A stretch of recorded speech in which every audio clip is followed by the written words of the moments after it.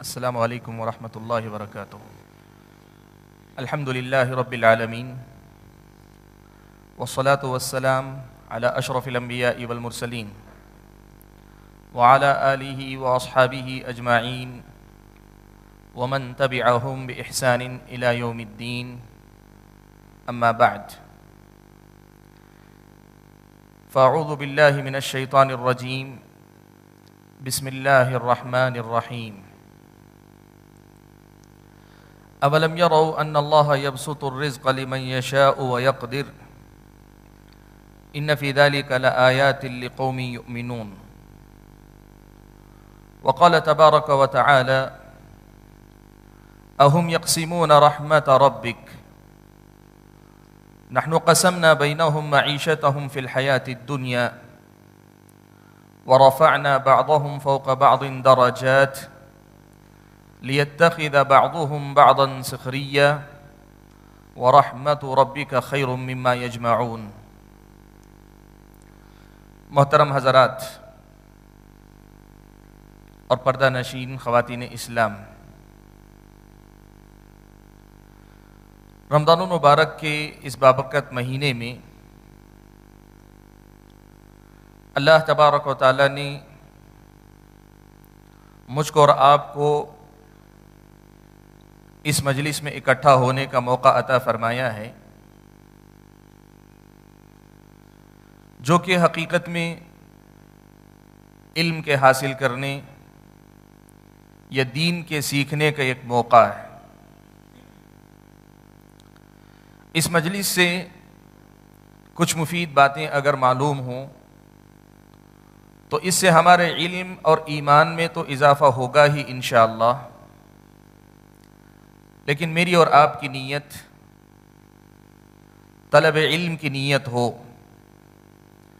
اللہ تبارک و تعالیٰ کی رضا اور خوشنودی حاصل کرنے کی اگر نیت ہو، تب پھر رمضان المبارک کے اس مہینے میں اس مجلس میں ہمارا حاضر ہونا یہ نفل عبادت کے باب میں داخل ہو جاتا ہے۔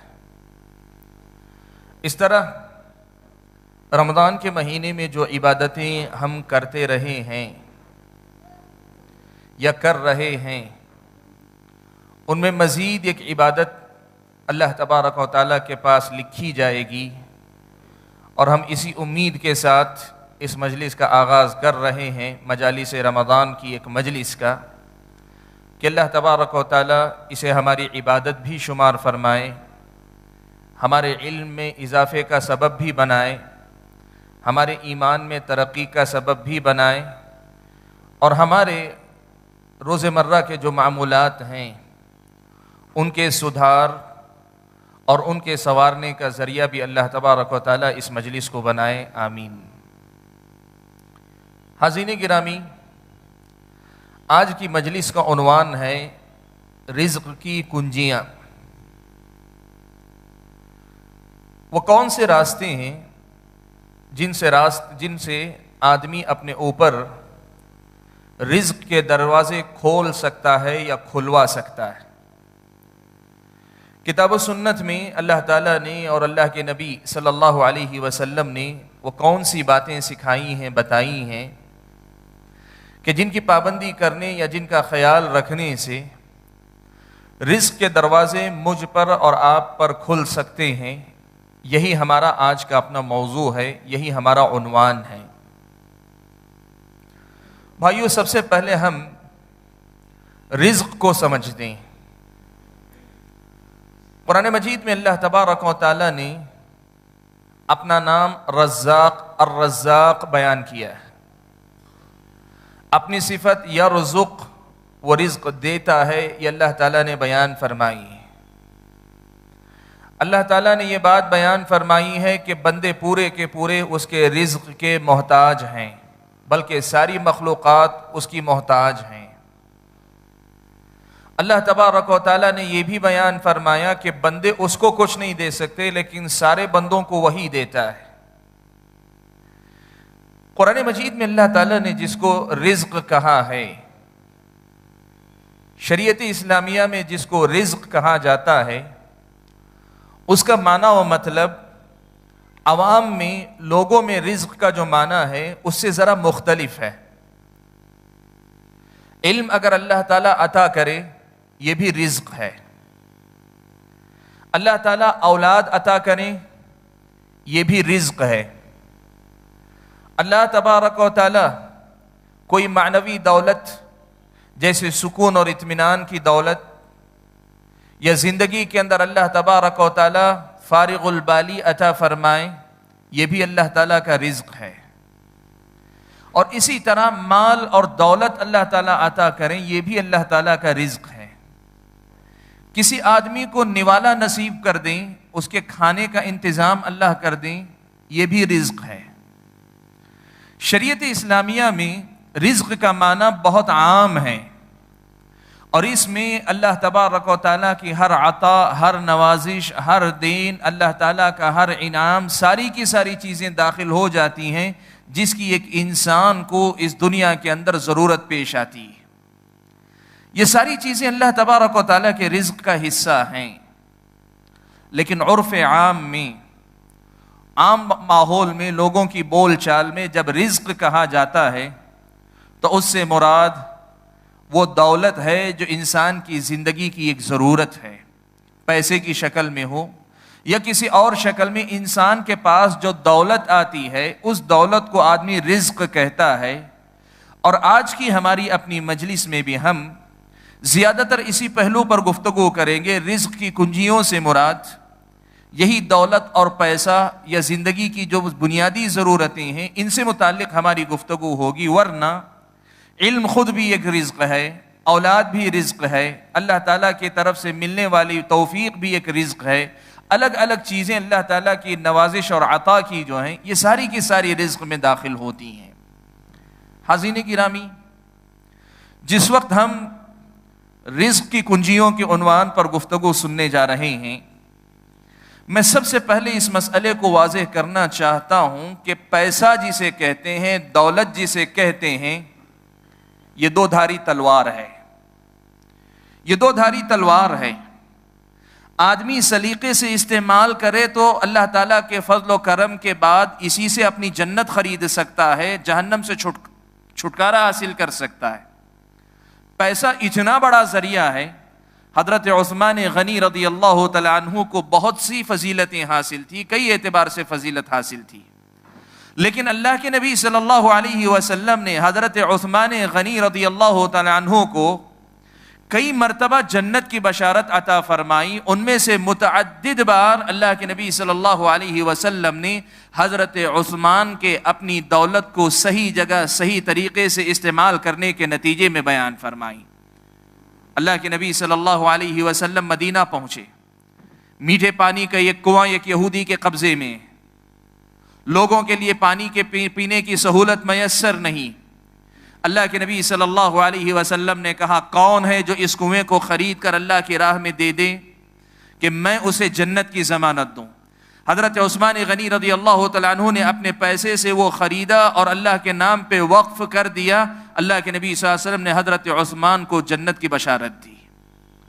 جنگ تبوک کے موقع پہ حضرت عثمان غنی رضی اللہ تعالیٰ عنہ، بڑی شدید جنگ تھی، پیسے کی بڑی شدید ضرورت تھی، سفر بڑے دور کا تھا، وسائل کم تھے مسلمانوں کے پاس۔ اللہ کے نبی نے صحابہ کو صدقہ و خیرات کرنے کا حکم عطا فرمایا۔ عثمان غنی رضی اللہ تعالیٰ عنہ کا ایک قافلہ، ابھی تجارت کا قافلہ کامیاب تجارت کے بعد لوٹا تھا، سارا مال ابھی جانوروں پر پورے قافلے کے ساتھ لدا ہوا ہے۔ حضرت عثمان غنی نے سارے جانوروں کے ساتھ وہ قافلہ اللہ کے نبی کے حوالے کر دیا، جنگ تبوک میں اس کو دے دیا۔ اللہ کے نبی صلی اللہ علیہ وسلم اتنا خوش ہوئے کہ آپ صلی اللہ علیہ وسلم نے فرمایا، کہا کہ آج کے بعد عثمان جو چاہے عمل کر لے، اس کا عمل اسے نقصان نہیں پہنچائے گا۔ اللہ کے نبی صلی اللہ علیہ وسلم نے جنت کی بشارت حضرت عثمان کو دی۔ بھائیو، ایسی مثالیں بہت ساری ہیں کہ پیسہ ایک ایسی چیز ہے، اگر آدمی ان کا صحیح استعمال کرے، دولت کا صحیح استعمال کرے تو یہ جنت خریدی جا سکتی ہے۔ اس سے اللہ تعالیٰ کے فضل و کرم کے بعد اللہ تعالیٰ کو راضی کر کے اللہ تعالیٰ کی جنت کے حقدار ہم اور آپ بن سکتے ہیں۔ لیکن یہی پیسہ اگر آدمی اس میں شریعت کے اصول و آداب کا خیال نہ رکھے تو یہی پیسہ آدمی کے لیے وبال بن جاتا ہے۔ پیارے نبی صلی اللہ علیہ وسلم نے یہ بات بیان فرمائی، کہا لِكُلِّ أُمَّةٍ فِتْنَةٌ وَفِتْنَةُ أُمَّةِ الْمَالِ، ہر امت کے لیے اللہ تعالیٰ نے ایک مخصوص فتنہ رکھا ہے، ہر امت کے لیے خاص چیز کو اللہ تعالیٰ نے فتنہ بنایا ہے، وہ امت اس فتنے کا خاص طور پر شکار ہوگی۔ اور میری امت کے لیے اللہ تعالیٰ نے اگر کسی چیز کو فتنہ بنایا ہے تو وہ مال ہے، مال اس امت کا فتنہ۔ انما اموالکم و اولادکم فتنہ، تمہارے مال اور تمہاری اولاد تمہارے لیے فتنہ ہے، آزمائش ہیں۔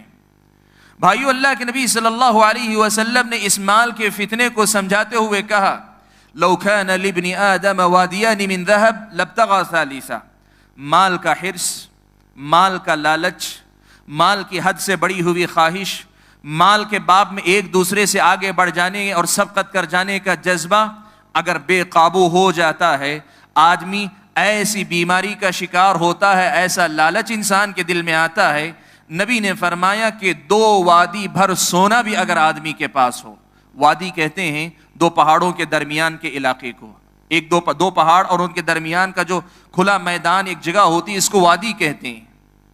اللہ کے نبی نے کہا 2 وادی بھر بھی اگر سونا ہوگا، آدم کا بیٹا تیسری وادی کی تلاش میں نکلے گا۔ بھائیو، میں جو بات سب سے پہلے آپ کے سامنے رکھنا چاہتا ہوں وہ یہ کہ دولت یا پیسہ اللہ تبارک و تعالیٰ نے اسے انسان کی زندگی کی ضرورت بتایا ہے۔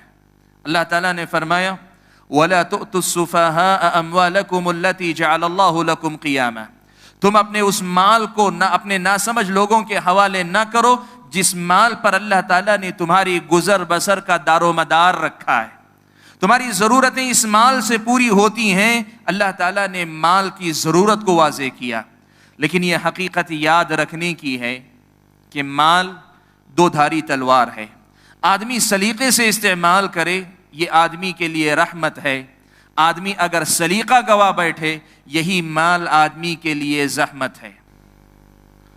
مال کی اس فتنے سے اپنے آپ کو بچانے کے لیے، اپنے آپ کو مال کے فتنے سے بچانے کے لیے ضروری ہے کہ آدمی اسلامی شریعت نے مال سے متعلق جو ہدایات جاری کی ہیں ان کو بھی جانے، مال کمانے کے ساتھ ساتھ مال کے استعمال کرنے کا سلیقہ بھی آدمی شریعت اسلامیہ کی روشنی میں سیکھے۔ یہ سب سے پہلی بات تھی جو مجھے آپ حضرات کے سامنے رکھنی۔ دوسری بات جو اس مسئلے پر تنبیہ کے طور پر آپ کے سامنے رکھنی ہے وہ یہ، پیارے نبی صلی اللہ علیہ وسلم نے یہ بات بیان فرمائی ہے، صحیح بخاری و مسلم کی روایت، کہ جب بچہ ماں کے پیٹ میں 4 مہینے کا ہوتا ہے تو اللہ تبارک و تعالی ہر بندے کا رزق اس کے پیٹ میں ہی لکھ دیتے ہیں، طے کر دیتے ہیں۔ پیارے نبی صلی اللہ علیہ وسلم سے حضرت عبداللہ ابن مسعود رضی اللہ تعالیٰ عنہ نے یہ بات بیان فرمائی کہ 40 دن 3 مرحلے آدمی مکمل کرتا ہے اپنی ماں کے پیٹ میں ایک بچہ۔ اللہ کے نبی نے فرمایا کہ اللہ تعالیٰ پھر ایک فرشتے کو بھیج دیں، وہ فرشتہ اس کے اندر روح پھونکتا ہے اور اس کے بعد فرشتے کو حکم دیا جاتا ہے کہ اس بندے سے متعلق کئی باتیں ابھی سے لکھ دو۔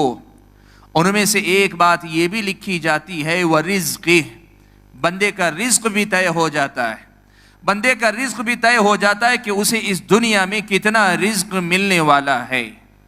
اور یہ بات بیان کرنے کے بعد ایک دوسری حدیث میں جسے ابن ابی شیبہ نے اپنی مصنف کے اندر روایت کیا ہے اور دوسرے اہل علم نے بھی صحیح سند کے ساتھ روایت کیا، اللہ کے نبی صلی اللہ علیہ وسلم نے یہ بات بیان فرمائی، کہا کہ ان روح القدس قد نفث فی روعی ان نفسا لن تموت حتی تستکمل اجلها وتستوعب رزقها۔ اللہ کے نبی نے فرمایا کہ روح القدس یعنی حضرت جبرائیل علیہ السلام نے مجھے یہ وحی پہنچائی ہے، مجھ تک اس وحی کو پہنچایا ہے کہ یاد رکھو کوئی بھی نفس، کوئی بھی انسان اس وقت تک ہرگز نہیں مرے گا جب تک کہ وہ اپنی عمر پوری نہ کر لے اور جب تک کہ وہ اپنے حق میں لکھا گیا رزق پورا نہ حاصل کر لے۔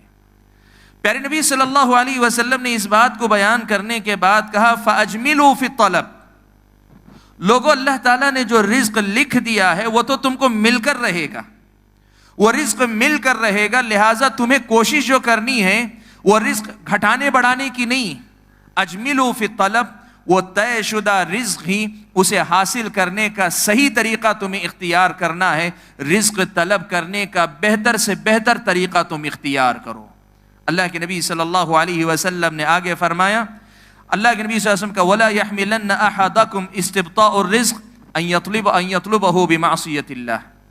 اگر کسی آدمی کو رزق جلدی نہیں مل رہا ہے، رزق ملنے میں تاخیر ہو رہی ہے، تو یہ تاخیر تمہیں اس پر آمادہ نہ کرے کہ تم اللہ تعالیٰ کی نافرمانی کے ذریعے رزق حاصل کرنے لگ جاؤ.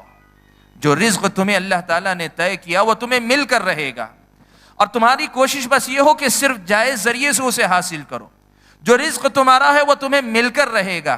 اگر کبھی رزق تم تک پہنچنے میں تاخیر ہو رہی ہے تو تم کبھی ایسی غلطی نہ کرنا کہ جو رزق تم تک پہنچنے والا ہے اسے غلط راستے سے تم حاصل کرو. سبحان اللہ. پیارے نبی صلی اللہ علیہ وسلم کی اس حدیث کی روشنی میں جو بات میں آپ کے سامنے رکھنا چاہتا ہوں وہ یہ ہے، بھائیو، رزق طے شدہ ہے. اللہ نے جو لکھا ہے اس میں گھٹنے بڑھنے کا کوئی سوال نہیں پیدا ہوتا.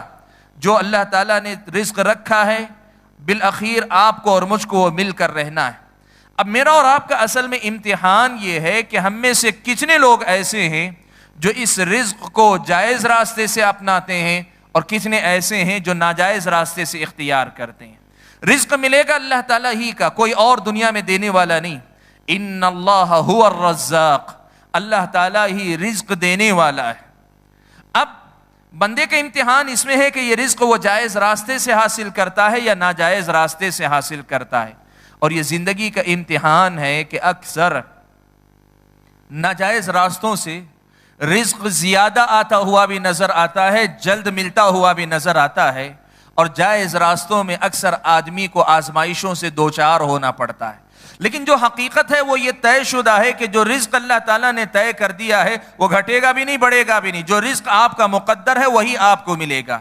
لن تموت، کوئی نفس انتقال ہرگز نہیں کرے گا حتی تستوعب رزقہ، یہاں تک کہ اپنا رزق وہ پورا لے لے.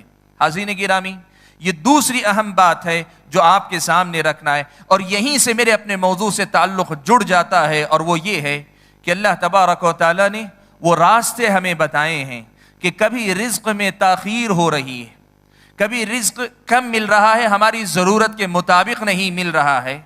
تو وہ کون سے راستے ہیں جن کو اپنا کر ہم اپنے رزق میں اضافہ کر سکتے ہیں یا رزق کے دروازے کو اپنے آپ پر کھول سکتے ہیں. یہی وہ موضوع ہے جسے ہم اور آپ سننے جا رہے ہیں، اور مقصد بھی اس کا حقیقت میں یہی ہے. اس کا مقصد بھی اصل میں یہی ہے کہ جب رزق کی کنجیوں کی ہم بات کر رہے ہیں تو یہ پیغام دینا ہے کہ مقدر کا رزق حاصل کرو تو صحیح راستوں سے حاصل کرو. کبھی رزق میں تاخیر ہو رہی ہے یا بظاہر کمی نظر آ رہی ہے تو وہ کون سے راستے ہیں جہاں سے آپ اپنی اس مشکل کو دور کر سکتے ہیں، انہی کو اختیار کرو.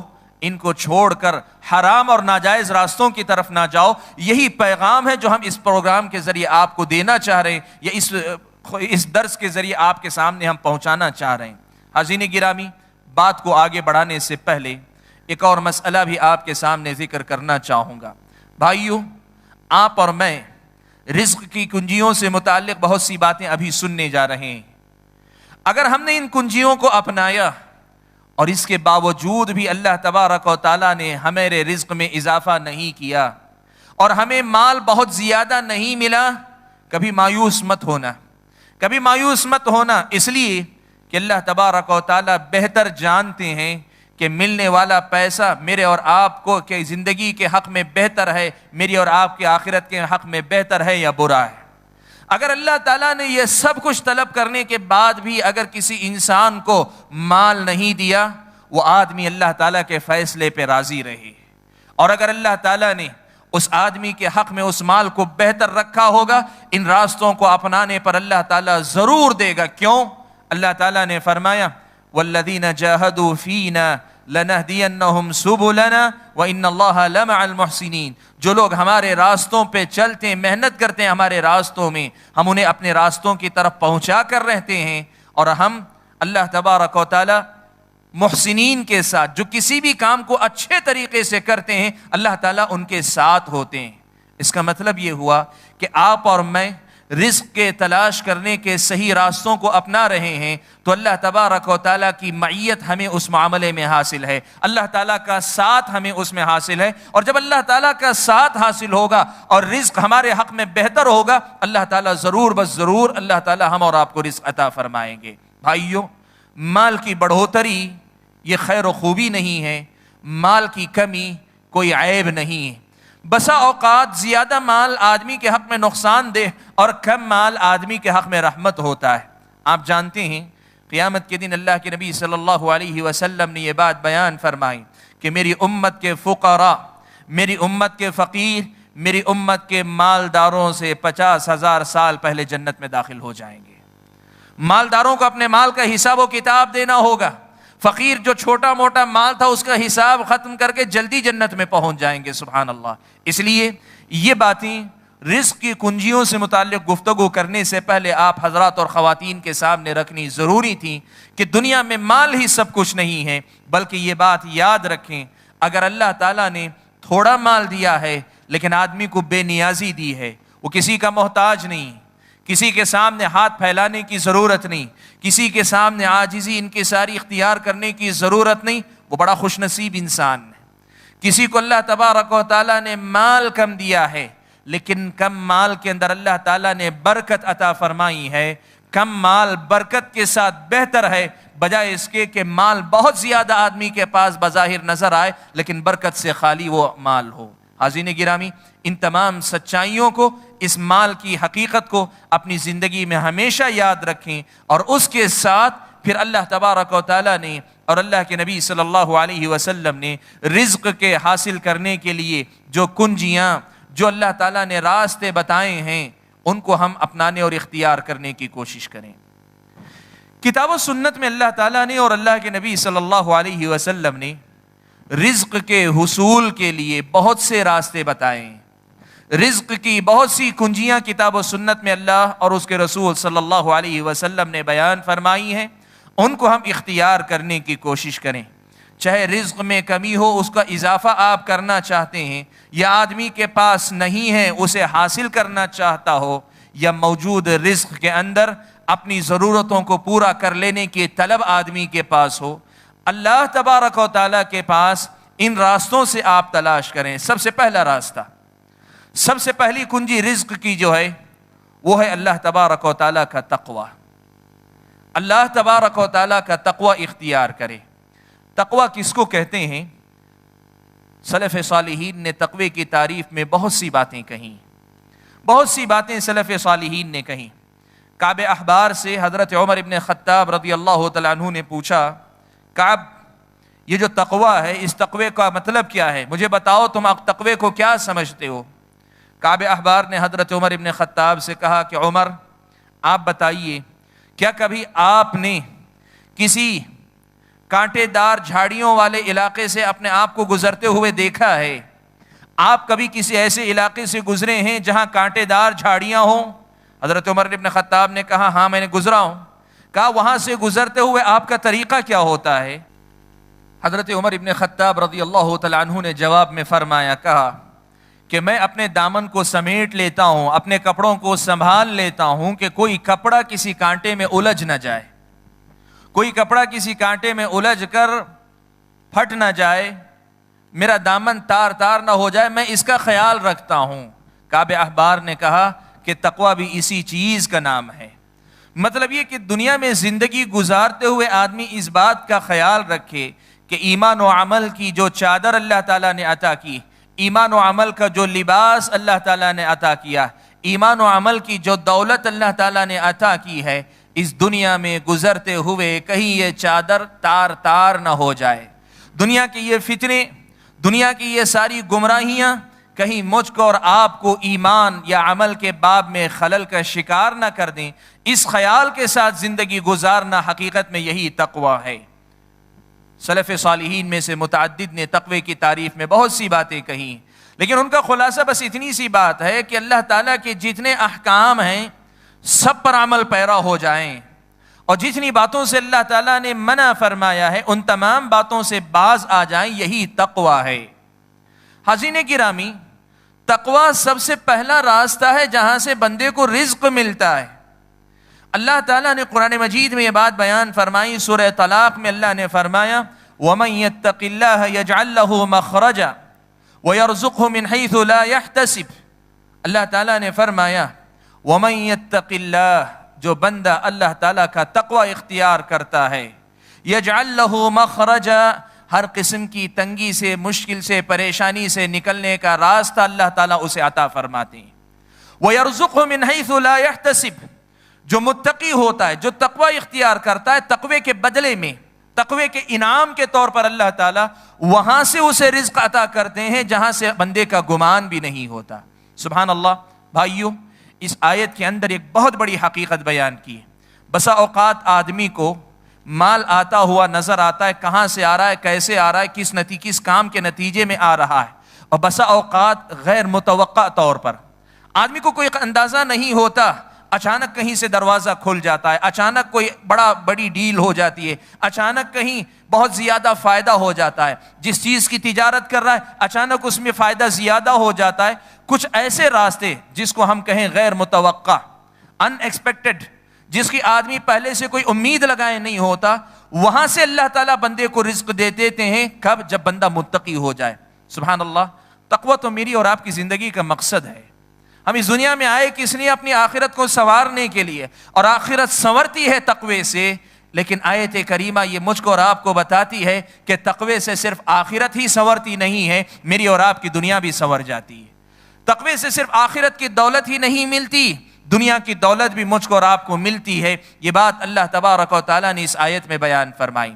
اللہ تبارک و تعالیٰ نے ایک اور قوم کے متعلق تذکرہ کرتے ہوئے فرمایا وَلَوْ أَنَّ أَهْلَ الْقُرَىٰ آمَنُوا وَاتَّقَوْا لَفَتَحْنَا عَلَيْهِمْ بَرَكَاتٍ مِّنَ السَّمَاءِ۔ اللہ تعالیٰ نے فرمایا اگر بستی والے ایمان لاتے اور تقوی کو اختیار کرتے، لَفَتَحْنَا عَلَيْهِمْ بَرَكَاتٍ مِّنَ السَّمَاءِ، ہم آسمان سے ان پر برکتیں اتار دیتے، برکتوں کے دروازے ہم ان پر کھول دیتے۔ بھائیو، قرآن مجید کی واضح آیتیں، قرآن مجید کے واضح کلمات ہیں۔ ایک بستی سے اللہ تعالیٰ نے وعدہ کیا کہ بستی والو اگر ایمان لاتے ہو اور ایمان کے بعد تقوی والی زندگی تم اختیار کر لیتے ہو تو کیا ہوگا؟ فتحنا علیہم برکات من السماء، آسمان سے ہم برکتیں اتار دیں، تم پر سارے دروازے کھول دیں۔ اللہ تبارک و تعالیٰ نے یہ جو بات بیان فرمائی کہ تقوی بندے کو اللہ تبارک و تعالیٰ کے پاس رزق کا حقدار بناتا ہے، تقوی سے اللہ تبارک و تعالیٰ کے پاس بندے کو دنیا ملتی ہے، دنیا کی دولت ملتی ہے، دنیا کا مال ملتا ہے، دنیا کی بہت ساری نعمتیں ملتی ہیں۔ یہ ایمان کی بات ہے اور تجربے کی بات ہے۔ بدقسمتی یہ ہے کہ لوگ یہ سمجھتے ہیں کہ دنیا کے لیے دین کا چھوڑنا ضروری ہے۔ یہ کتنا غلط تصور ہے۔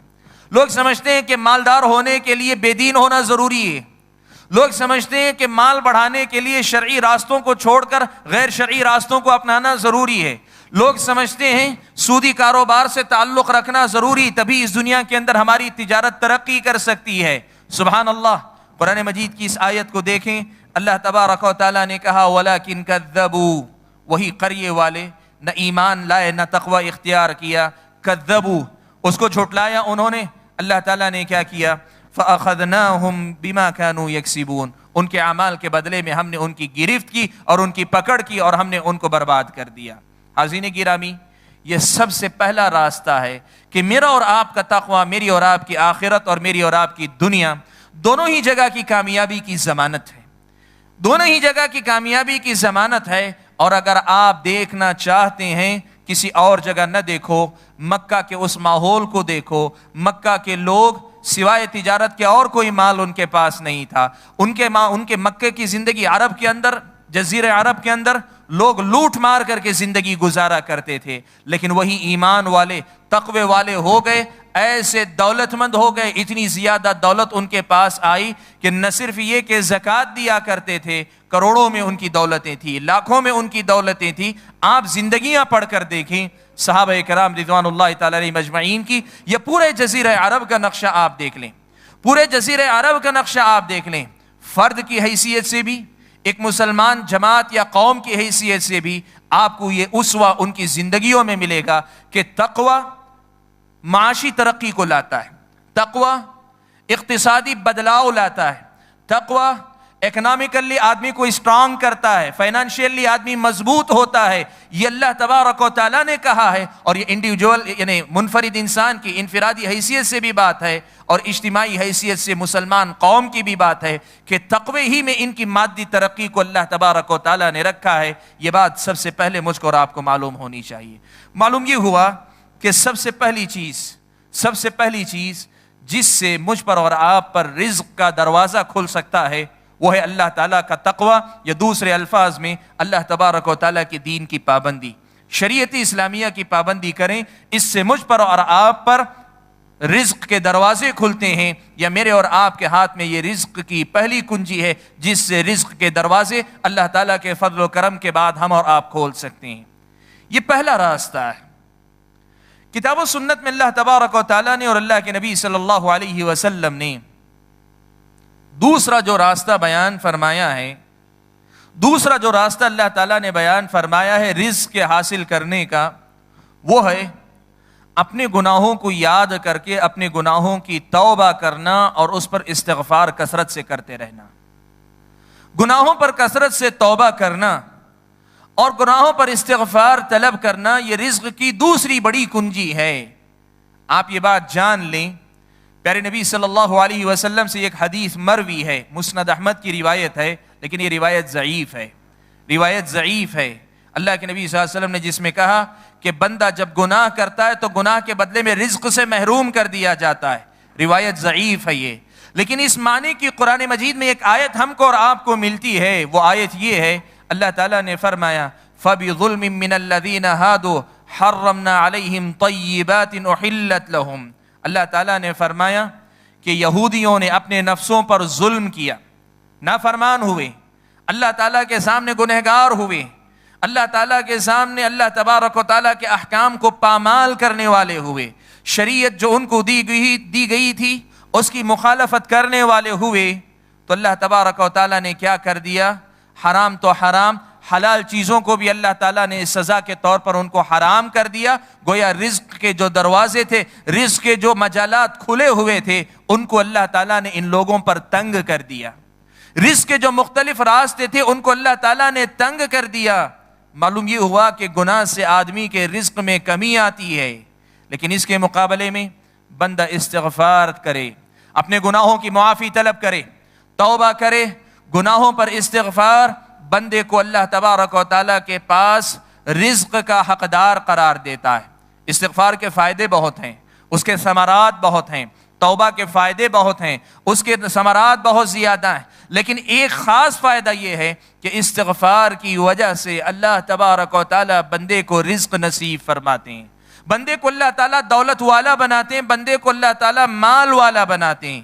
قرآن مجید میں اللہ تبارک و تعالیٰ نے یہ بات کئی ایک مقامات پہ بیان فرمائی۔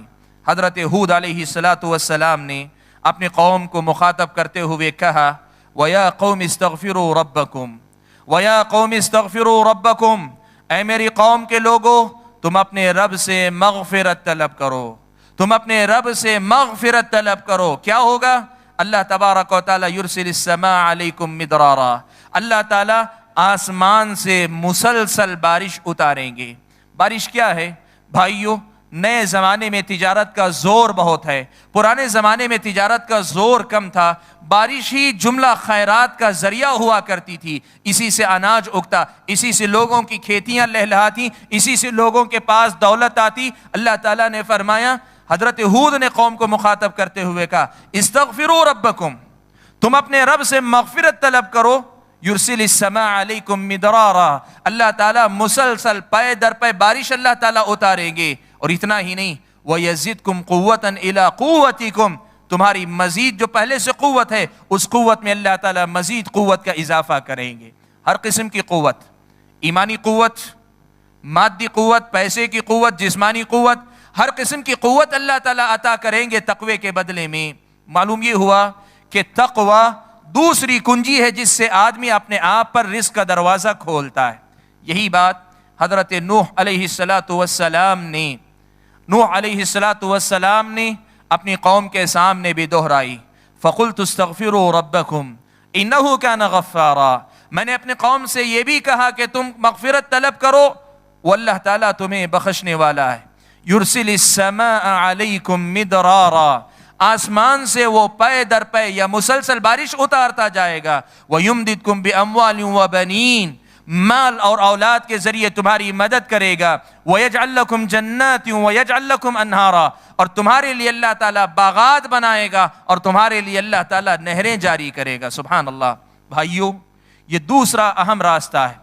اپنے گناہوں پہ مغفرت طلب کرو، کثرت سے استغفار کرو، اللہ تعالیٰ کے سامنے گڑ گڑاؤ، اپنے گناہوں کی صفائی طلب کرو، اپنے گناہوں کی معافی طلب کرو.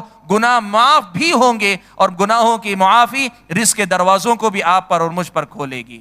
حضرت عمر ابن خطاب رضی اللہ تعالیٰ عنہ کا ایک اثر ہے. شعبی رحمۃ اللہ علیہ، امام شعبی رحمۃ اللہ علیہ روایت فرماتے ہیں، حسن لغیرہ کے درجے کا یہ اثر ہے، سنن سعید ابن منصور میں ہے.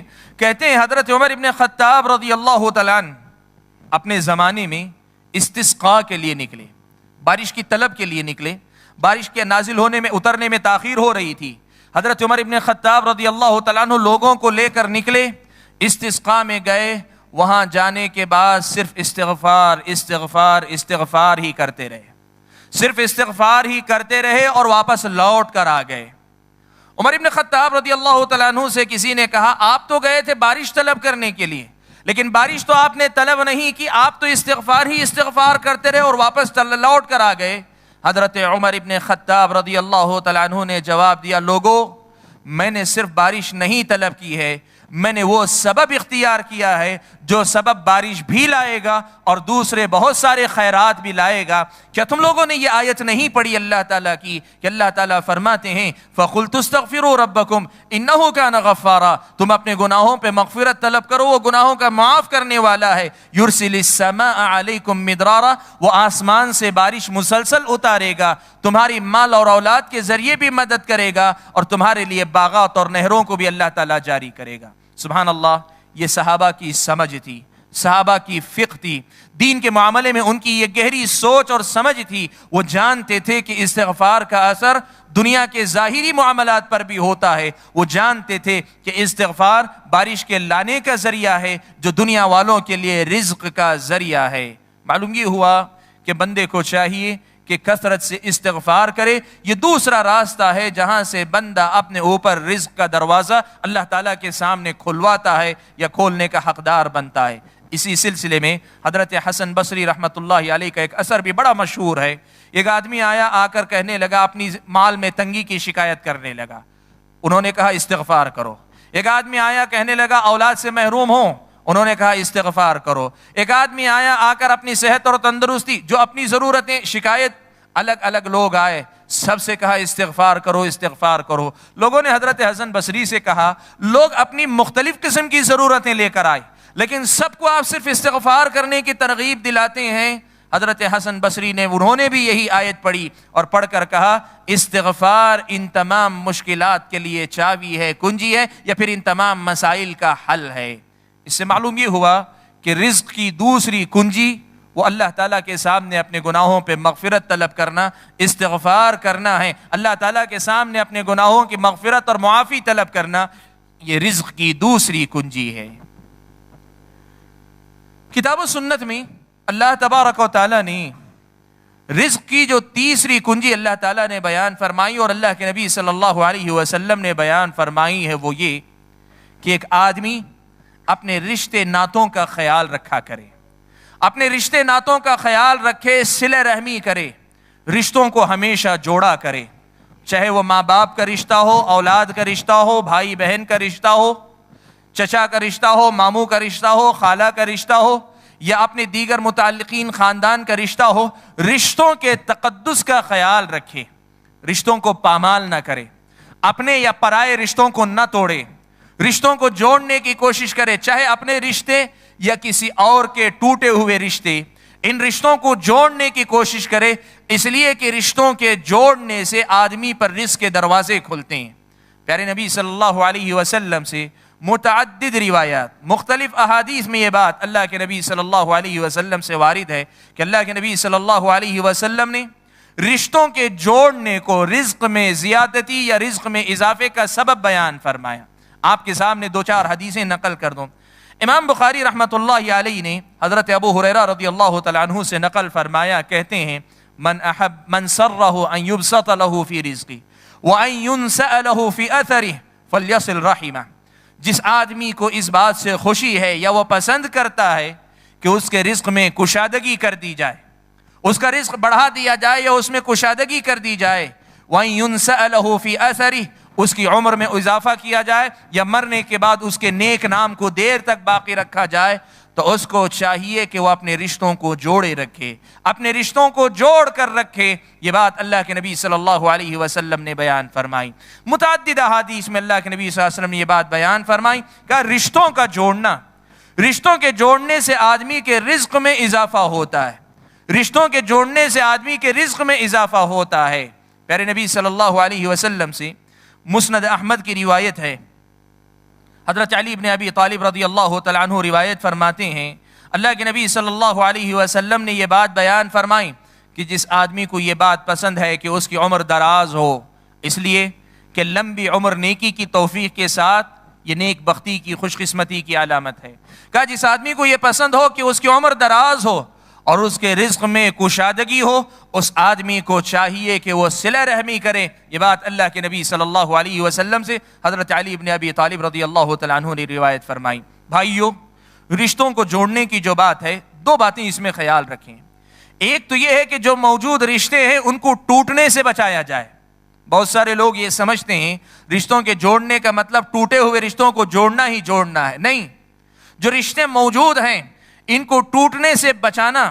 ایسی باتیں آ جاتی ہیں کہ جن کی وجہ سے آدمی کا دل گوارا نہیں کرتا کہ اس آدمی سے یا فلاں گھرانے سے کسی قسم کا واسطہ وسیلہ رکھا جائے. نہیں، دل کرتا ہے کہ سب رشتے ناطے توڑ کر آدمی آزاد ہو جائے. لیکن ایک آدمی اگر ایسے موقع پہ رشتوں کو برقرار رکھتا ہے، یہ بھی رشتوں کو جوڑنا ہے. اور اگر پہلے سے کسی وجہ سے رشتہ ٹوٹ چکا ہے، چاہے اپنا رشتہ ہو یا کسی اور کا رشتہ ہو، اپنا رشتہ ہے تو خود آگے بڑھ کر اس رشتے کو جوڑ لے، یا پرائے کا رشتہ ہے، 2 آدمی اپنے رشتے کو توڑے ہوئے، آدمی درمیان میں جا کر 2 لوگوں کو آپس میں جوڑنے کی کوشش کرے. یہ ساری کی ساری باتیں رشتوں کے جوڑنے کے معنی میں داخل ہیں. اور اس کا دوسرا مطلب یہ بھی ہوا ان میں سے کسی بھی بات کا ہم خیال رکھیں گے، یہ بات مجھ پر اور آپ پر اللہ تعالیٰ کے رزق کے دروازوں کو کھولتی ہے. یہ رزق کی ایک اور کنجی ہے، رزق حاصل کرنے کا ایک اور راستہ ہے کہ رشتوں کے تقدس کا خیال رکھو. بھائیو، آج یقین مانیں ہم میں سے بہت سارے بھائی ایسے ہیں جن کی تجارتیں ناکام ہیں، دکان میں محنت بھی کرتے ہیں اور سارے اسباب کو اختیار کرنے کے بعد ان کی سمجھ میں نہیں آتا کہ آخر نقصان کیوں ہو رہا ہے، کیوں مال نہیں نکل رہا ہے، کیوں تجارت نہیں ہو رہی، کیوں گاہک نہیں آ رہا ہے، کیوں ایک معاملہ انجام تک پہنچتے پہنچتے اچانک کینسل ہو جاتا ہے، اچانک معاملہ ادھورا رہ جاتا ہے. ایسا کیوں ہوتا ہے آدمی سمجھ نہیں پاتا. آپ دیکھتے ہوں گے لوگ کہتے ہیں سمجھ میں نہیں آتا آخر ایسا کیوں ہو جاتا ہے، سمجھ میں نہیں آتا آخر کیا ہو رہا ہے. بھائیو، سمجھنے کی اصل بات یہ ہے کہ تجارت کی کامیابی کا معاملہ صرف تجارت کے میدان ہی سے نہیں جڑا ہے، ایسے سارے احکامات سے بھی جڑا ہے. تقویٰ نہیں ہے، استغفار نہیں ہے، یا پھر رشتوں کے تقدس کا خیال نہیں ہے، آپ کامیاب اصولوں پر بھی تجارت کر کے ناکام تاجر ہوگی. آپ کامیاب اصولوں پر تجارت کر کے بھی اللہ تعالیٰ نے آپ کو رزق دینا نہیں چاہا، آپ ناکام اور نامراد ہوں گے. اس لیے رزق حاصل کرنا چاہتے ہو، رزق میں ترقی چاہتے ہو، اپنے رشتوں کے سدھار کی طرف توجہ دو، اپنے رشتوں کو سنبھالنے کی طرف توجہ دو. یہ تیسری کنجی ہے جس سے بندہ رزق حاصل کر سکتا ہے. چوتھی کنجی یا چوتھا سبب جس سے اللہ تعالیٰ کسی بھی بندے پر رزق کے دروازے کھولتے ہیں، وہ ہے اللہ تبارک و تعالیٰ کی راہ میں خرچ کرنا. اللہ کی راہ میں خرچ کرنا، اب وہ چاہے جہاد فی سبیل اللہ میں خرچ کرنا ہو یا اللہ تبارک و تعالیٰ کے دکھائے ہوئے مختلف راستوں میں خرچ کرنا ہے. مسجد کی تعمیر، مسجد کے اخراجات پہ خرچ کرنا، علم پھیلانے کے لیے مدرسوں کا قائم کرنا، مدرسوں پر خرچ کرنا، فقراء اور مساکین پر خرچ کرنا، ضرورت مندوں پر خرچ کرنا، یا خود اپنے لوگوں متعلقین پر خرچ کرنا.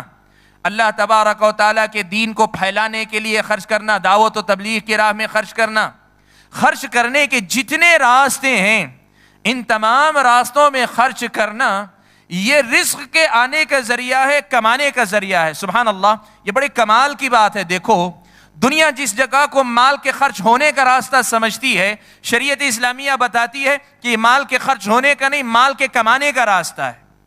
اللہ کی راہ میں مال ہم دیتے ہیں تو مال بظاہر ہمارے پاس سے نکل کر جاتا ہے، لیکن اللہ تعالیٰ بیان فرماتے ہیں مال نکل کر جاتا نہیں ہے، وہ جانے کے بعد لوٹ کر آنے کے لیے جاتا ہے، وہ جانے کے بعد مزید مال لانے کے لیے جاتا ہے. لوگ تجارت میں پیسہ لگاتے ہیں، آپ سمجھ سکتے ہیں اس مسئلے کو. تجارت میں آپ پیسہ لگاتے ہیں، آپ کا کیپٹل ہوتا ہے، اس لیے کہ وہ کیپٹل نفع کو لے کر واپس لوٹ کر آپ کے پاس آتا ہے. اسلامی شریعت مجھ کو اور آپ کو یہ بتاتی ہے اللہ کی راہ میں خرچ کرنا بھی ایک تجارت ہے، اور ویسی ہی تجارت ہے. ہم کیپٹل لگا رہے ہیں، کیپٹل فائدے کے ساتھ لوٹ کر آتا ہے. بھائیو اس سوچ کو عام کرنے کی بہت ضرورت ہے. لوگ یہ سمجھتے ہیں اللہ کی راہ میں مال دیتے ہیں تو مال خرچ ہوتا ہے، مال اللہ تعالیٰ کی راہ میں دیتے ہیں تو مال خرچ ہو جاتا ہے. نہیں، قرآن مجید میں اللہ تعالیٰ نے بیان فرمایا، کہا وَمَا أَنفَقْتُم مِّن شَيْءٍ فَهُوَ يُخْلِفُهُ. تم جو بھی اللہ خرچ کرو گے اللہ تعالیٰ اس کے بدلے میں عطا کرے گا، اس کے بدلے میں عطا کرے گا. حافظ ابن کثیر رحمۃ اللہ علیہ نے اس آیت کی تفسیر کرتے ہوئے لکھا کہ اللہ تعالیٰ نے یہ وعدہ فرمایا ہے، یہ اللہ کا وعدہ ہے، اور ہم تو جانتے ہیں ان اللہ لا یخلف المیعاد، اللہ تعالیٰ اپنے وعدے کی خلاف ورزی نہیں کرتے. یہ ہمارے ایمان کی بنیاد ہے. اب ابن کثیر رحمۃ اللہ علیہ کہتے ہیں اللہ نے یہ وعدہ کیا ہے کہ جو بندہ اللہ کی راہ میں خرچ کرے گا اللہ تبارک و تعالیٰ آخرت میں بھی اس کو بدلہ دیں گے، دنیا میں بھی اللہ تعالیٰ اس کو بدیل کے طور پر آلٹرنیٹ مال اللہ تعالیٰ عطا کریں گے، دوسرے راستے سے اللہ تعالیٰ دیں گے، یا مال اللہ تعالیٰ دوبارہ اسے عطا فرمائیں گے. سبحان اللہ، یہ کتنی سیدھی سی بات ہے. آپ اس مال کی حقیقت کو دیکھیں. فرض کریں میرے اور آپ کے پاس 1000 روپیہ رکھا ہوا ہے، مہینہ بھر مال رکھا ہوا ہے، مہینے بعد وہ 1000 کا 1000 روپیہ ہی رہتا ہے. وہی مال اگر ہم کسی کامیاب تجارت میں لگائیں جس کے بارے میں ہمیں اندازہ ہے کہ یہاں سے نقصان نہیں ہے، یہاں سے فائدہ ہونے والا ہے، وہ مال ہمارے پاس سے نکلتا ہے. اس لیے کہ نکلے بغیر وہ فائدہ لے کر نہیں آ سکتا، وہ نکلتا ہے ہمارے پاس سے، وہ جاتا ہے ہمارے پاس سے، لیکن جانے کے بعد وہی مہینے کے اختتام پہ لوٹ کر آتا ہے تو 1100 روپیہ. وہ 1000 کا 1000 بھی ہے اور ساتھ میں 100 روپیہ زائد اپنے ساتھ لگا کر لایا ہے. آپ اللہ کی راہ میں خرچ کیے جانے والے مال کی حقیقت کو بھی ایسے ہی سمجھیں. جو مال ہم دیتے ہیں یقیناً وہ ہمارے پاس سے نکلتا ہے، وہ نکلتا ہے ہمارے پاس سے، لیکن وہ نکلتا ہے تو واپس جس طرح تجارت میں لگا ہوا مال فائدہ لے کر لوٹتا ہے ویسے ہی یہ مال بھی فائدہ لے کر لوٹتا ہے. یہ بات اللہ تعالیٰ نے بیان فرمائی. وَمَا أَنفَقْتُم مِّن شَيْءٍ فَهُوَ يُخْلِفُهُ. جو بھی تم خرچ کرو گے اللہ تعالیٰ اسے لوٹائیں گے، اس کے بدلے میں اللہ تعالیٰ عطا فرمائیں گے. وَهُوَ خَيْرُ الرَّازِقِينَ. وہ بہتر رزق دینے والے ہیں، اللہ تعالیٰ آپ کو اور مجھ کو عطا فرمائیں گے. بھائیو اس مسئلے کو سمجھو. رزق کی برکت یا رزق کی بڑھوتری یا رزق کے اضافے کے یہ جو راستے ہیں ایک ایمان والا ہی اسے صحیح ڈھنگ سے سمجھ سکتا ہے. اور اگر ایمان والا ہی اگر اس کے سلسلے میں شک و شبے کا شکار ہو جائے تو پھر اس کا مطلب یہ ہوا کہ دنیا تو اس حقیقت کا تجربہ کر ہی نہیں سکتی. کیوں؟ ان کے پاس تو ایمان ہی نہیں، تو وہ تجربہ کیا کریں. آپ اور میں ایمان والے ہیں، مجھ کو اور آپ کو اس کا تجربہ کرنا ہے. اللہ تبارک و تعالیٰ نے یہ بات بیان فرمائی کہ شیطان لوگوں کو ڈراتا ہے. الشیطان یعدکم الفقر ویأمرکم بالفحشاء واللہ یعدکم مغفرۃ منہ وفضلا واللہ واسع علیم. اللہ تعالیٰ نے فرمایا شیطان تم سے فقر کا وعدہ کرتا ہے، یعنی تمہیں ڈراتا ہے کہ فقیر ہو جاؤ گے. وَيَأْمُرُكُمْ بِالْفَحْشَاءِ. اور دوسری طرف تمہیں بے حیائی کی طرف ابھارتا ہے. اللہ تعالیٰ کا معاملہ یہ ہے وَاللَّهُ يَعِدُكُمْ مَغْفِرَةً وَفَضْلًا. اللہ تبارک و تعالیٰ ایک تو مغفرت کا وعدہ کرتے، تم خرچ کرو گے اللہ تعالیٰ کی طرف سے مغفرت بھی ملے گی، وَفَضْلًا مزید مال بھی اللہ تعالیٰ عطا فرمائیں گے. اللہ کا فضل تمہیں نصیب ہوگا، اللہ تعالیٰ کی عطا، اس کی نوازش، اس کی دین کے تم اور میں حقدار بن جائیں گے. واللہ یعیدکم مغفرۃ منہ وفضلا واللہ واسع علیم. شیطان تم سے فقر و فاقے کا وعدہ کرتا ہے، اس سے ڈراتا ہے، اور اللہ تبارک و تعالی مغفرت کے ساتھ اللہ تعالیٰ کے فضل کا وعدہ کرتے ہیں۔ اس سے معلوم یہ ہوا کہ اللہ تبارک و تعالیٰ کی راہ میں خرچ کرنے سے ڈرنا یہ شیطان کے وعدے پہ اللہ تعالیٰ کے وعدے سے زیادہ بھروسہ کرنے والی بات۔ اللہ تبارک و تعالیٰ نے ہم سے وعدہ کیا ہے کہ وہ مغفرت بھی فرمائے گا، وہ مزید مال بھی عطا فرمائے گا۔ ایک بندہ اگر اس وعدے پہ بھروسہ کرنے کے بجائے اللہ کی راہ میں مال خرچ کرتے ہوئے ڈرتا ہے تو اس کا مطلب یہ ہوا کہ ایسے انسان کا ایمان اتنا کمزور ہے کہ اللہ تعالیٰ کے وعدے سے زیادہ شیطان کے وعدے پہ اس انسان کو بھروسہ ہے۔ بھائیو، اللہ کی راہ میں خرچ کرو، اللہ کی راہ میں مال خوب دو، کہ اللہ تعالیٰ کی راہ میں مال خرچ کرنا بہت بڑی نیکی، اللہ کی راہ میں مال خرچ کرنا بہت بڑی نیکی ہے، لیکن ساتھ میں اللہ تعالیٰ کے پاس سے رزق حاصل کرنے کا بھی بہت بڑا ذریعہ ہے۔ صحیح مسلم کی ایک روایت میں اللہ کے نبی صلی اللہ علیہ وسلم نے یہ بات بیان فرمائی کہ اللہ تعالیٰ نے فرمایا، حدیث قدسی ہے، یا ابن آدم انفق علیک، اے آدم کے بیٹے تو خرچ کر، میں تجھ پہ خرچ کروں گا، تو خرچ کر، میں تجھ پہ خرچ کروں گا۔ مطلب یہ کہ تو اللہ کی راہ میں دے، میں تجھ کو عطا کروں گا۔ سبحان اللہ۔ بھائیو، یہ لے اور دے والا معاملہ، یہ ون وے نہیں، یہ ٹو وے کی بات ہے۔ ہم اور آپ دیں گے، آخر کتنا دے دیں گے اللہ تعالیٰ کی راہ میں، لیکن اللہ تبارک و تعالیٰ دیں گے تو کتنا دیں گے ہم اور آپ اندازہ لگا سکتے ہیں۔ ایمان رکھو، یقین رکھو، اللہ تبارک و تعالیٰ پر پورے یقین کے ساتھ اللہ کی راہ میں خرچ کیا کرو۔ تم اللہ کی راہ میں دو گے، اللہ تعالیٰ تمہیں دے گا۔ یہ بات اللہ تعالیٰ نے بیان فرمائی، حدیث قدسی۔ صحیح بخاری و مسلم کی ایک اور روایت میں حضرت ابو ہریرہ رضی اللہ تعالیٰ عنہ روایت فرماتے ہیں کہ اللہ کے نبی صلی اللہ علیہ وسلم نے فرمایا، ما من یوم یصبح العباد فیہ الا وملکان ینزلان، روزانہ جب لوگ صبح کرتے ہیں آسمان سے دو فرشتے اتر کر آتے ہیں، فیقول احدہما اللہم اعطی منفقا خلفا، ویقول الآخر اللہم اعطی ممسکا تلفا۔ اللہ کے نبی نے فرمایا، ایک فرشتہ یہ کہتا ہے، اے اللہ تبارک و تعالی، جو تیری راہ میں خرچ کر رہا ہے اس کو مال دوبارہ عطا فرما دے، جو تیری راہ میں خرچ کر رہا ہے اسے دوبارہ عطا فرما دے۔ اللہم اعطی ممسکا تلفا، اور جو آدمی مال کو روک کر رکھ رہا ہے، اللہ تعالیٰ اس کے مال کو تو برباد کر دے، تلف کر دے۔ سبحان اللہ۔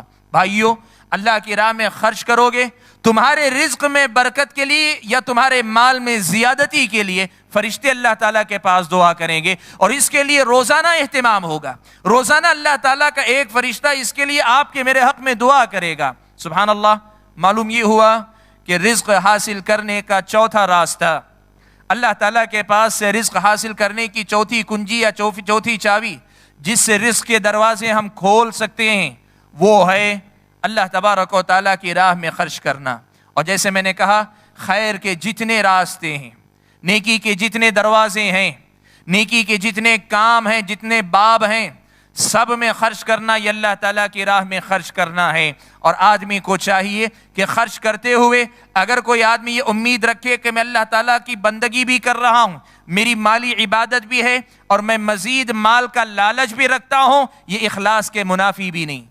یہ بات یاد رکھیں، یہ اخلاص کے خلاف نہیں کہ آدمی کہے میں اللہ کی راہ میں دے رہا ہوں، یہ میری بندگی بھی ہے اور اللہ تعالیٰ مزید مال بھی مجھے عطا کرے، یہ اخلاص کے خلاف نہیں۔ کیوں؟ اللہ تبارک و تعالیٰ نے وعدہ کیا ہے، اللہ تعالیٰ نے اس کو سامنے رکھ کر طلب کرنے کا حکم دیا ہے۔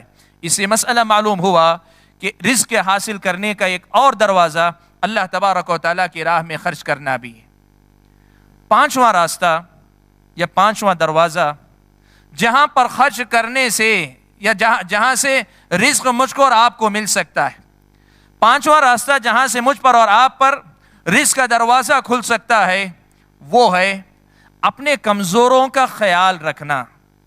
اپنے کمزوروں کا خیال رکھنا، اور کمزوروں کا خیال رکھنے سے مراد صرف یہی نہیں ہے کہ جو معاشی اعتبار سے کمزور ہیں پیسے کے ذریعے ان کی مدد کی جائے، صرف یہی نہیں ہے۔ معاشرے میں کسی بھی حیثیت سے جو لوگ کمزور ہیں، جو لوگ کسی بھی اعتبار سے کمزور ہیں، ان لوگوں کی خبر گیری، کمزوروں کا خیال کرنا، کمزوروں کے مسائل کا حل کرنا، یہ میرے اور آپ پر رزق کے دروازے کو کھولتا ہے۔ صحیح بخاری کی روایت ہے، پیارے نبی صلی اللہ علیہ وسلم کے سامنے یہ بات آئی کہ حضرت سعد ابن ابی وقاص رضی اللہ تعالیٰ عنہ جو کہ بڑے جلیل القدر صحابی تھے، کوئی بات آئی، کوئی مناسبت آئی، ان کی طرف سے اس قسم کی کسی بات کا اظہار ہوا جس سے ایسے لگا کہ حضرت سعد یہ سمجھتے ہیں کہ جو ان میں سے کم تر لوگ ہیں، جو ان میں سے نیچے لوگ ہیں، ان پر حضرت سعد کو فضیلت حاصل ہے۔ ایک دوسری روایت میں یہ واقعہ اس طرح بھی آیا ہے، غالباً اسی واقعے سے متعلق وہ بات ہے۔ اللہ کے نبی صلی اللہ علیہ وسلم نے ایک جنگ کے میدان میں دیکھا کہ بعض صحابہ جنہوں نے جنگ میں فتح حاصل کی ہے، ان لوگوں نے ان لوگوں کے بارے میں گفتگو کرنی شروع کی ہے جو پیچھے رہ گئے، مدینہ میں رہ گئے ہیں۔ اللہ کے نبی صلی اللہ علیہ وسلم نے اس موقع پر صحابہ کو مخاطب کرتے ہوئے فرمایا، وَهَلْ تُنْصَرُونَ وَتُرْزَقُونَ إِلَّا بِضُعَفَائِكُمْ، لوگوں بتاؤ تمہیں اللہ تعالیٰ کی جو مدد حاصل ہے، جو اللہ تعالیٰ جو رزق تم کو عطا کر رہے ہیں، تمہارے کمزوروں کے علاوہ کس کی وجہ سے عطا کر رہے ہیں؟ تمہارے اپنے کمزوروں کی شکل دے کر اللہ تعالیٰ تم کو عطا کر رہے ہیں کہ تمہارے ذریعے ان کا بھلا ہو رہا ہے۔ اللہ تعالیٰ نے تم کو ذریعہ بنایا ہے، تم کو دے رہے ہیں تاکہ تمہارے ذریعے ان کمزوروں کا بھلا ہو۔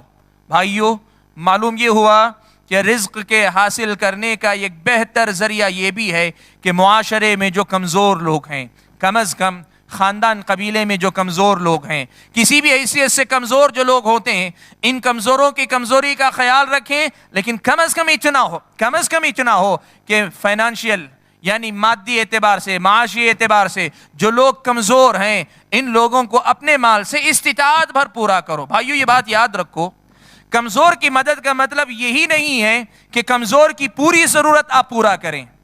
کمزور کی مدد یہ بھی ہے کہ کمزور کی ضرورت کو پورا کرنے کے لیے اپنی استطاعت کے مطابق آپ مدد کریں۔ ہاں، اگر آپ ایک کمزور کی پوری ضرورت کو پورا کرتے ہیں، بہت اچھا کام آپ کرتے ہیں، نیکی بڑی کمال کے درجے کی کرتے ہیں، مکمل نیکی آپ کرتے ہیں، بڑا اچھا کام آپ کر رہے ہیں۔ لیکن اگر اتنی استطاعت نہیں کہ اس کمزور کی پوری آپ مدد کر سکیں، کم از کم اتنی ہی مدد کر لو جتنی طاقت میرے اور آپ کے پاس۔ ایک ضرورت مند آیا ہے، 100 روپیہ اس کی ضرورت ہے، میرے پاس 100 روپیہ نہیں ہے، میں 10 روپیہ رکھتا ہوں، 10 روپیہ ہی صحیح دے دو، دے کر اللہ تعالیٰ سے امید رکھو کہ اللہ تعالیٰ یہاں سے تم پر اور مجھ پر رزق کے دروازے کھولیں گے۔ بھائیو، یہ 5واں راستہ ہے جہاں سے مجھ پر اور آپ پر رزق کے دروازے کھل سکتے ہیں۔ یا اللہ تبارک و تعالیٰ نے جہاں رزق رکھا ہے کہ بندے یہاں سے رزق اللہ تبارک و تعالیٰ کا تلاش کیا کریں۔ چھٹا راستہ جہاں سے مجھ کو اور آپ کو رزق مل سکتا ہے، مال اور دولت اللہ تعالیٰ کی طرف سے مل سکتے ہیں، وہ ہے عبادتوں میں پوری دل جمعی کے ساتھ عبادت کرنا، دل لگا کر عبادت کرنا، پوری توجہ کے ساتھ عبادت کرنا۔ ہم عبادت کرتے ہیں، مختلف قسم کی عبادتیں، نماز ہے، روزہ ہے، قرآن کی تلاوت ہے، ذکر ہے، مختلف قسم کی عبادتیں ہیں۔ جو بھی عبادت کریں پورا دل لگا کر عبادت کریں، پوری یکسوئی کے ساتھ عبادت کریں، پوری توجہ کے ساتھ عبادت کریں، اس سے مجھ پر اور آپ پر رزق کا دروازہ کھلتا ہے۔ سبحان اللہ، آج ہم سے بڑی نادانی سرزد ہوتی، ہم دکاندار، ہم تاجر حضرات اپنی تجارت یا دکان چھوڑ کر مسجد میں داخل ہوتے ہیں، آدھی نماز میری اور آپ کی چھوڑ کر آئے ہوئے کاروبار کی فکر میں گزر جاتی ہے، اس کے حساب و کتاب میں گزر جاتی ہے، بقیہ آدھی نماز واپس لوٹ کر جا کے کیا کیا مجھے تجارت کرنی ہے اس میں لگ جاتی ہے۔ پیارے نبی صلی اللہ علیہ وسلم تو یہ بتاتے ہیں کہ تمہارے اس غور و فکر سے تمہیں کچھ حاصل ہونے والا نہیں ہے، اس کے بجائے عبادت میں دل لگاؤ گے، عبادت میں پوری توجہ رہے گی، عبادت پوری دل جمعی کے ساتھ کرو گے تو تمہارا دل جمعی کے ساتھ عبادت کرنا یہ تم پر رزق کے دروازوں کو کھولے گا۔ سبحان اللہ۔ حضرت ابو ہریرہ رضی اللہ تعالیٰ عنہ راوی ہیں، اللہ کے نبی صلی اللہ علیہ وسلم بیان فرماتے ہیں کہ اللہ تعالیٰ نے فرمایا، حدیث قدسی ہے کہ اللہ نے فرمایا، یا ابن آدم تفرغ لعبادتی، اے آدم کے بیٹے تو میری عبادت کے لیے فارغ ہو جا، پوری طرح یکسو ہو جا، پوری طرح متوجہ ہو جا، ہر قسم کے خیالات سے خالی ہو کر پوری توجہ سے میری عبادت کرنے لگ جا۔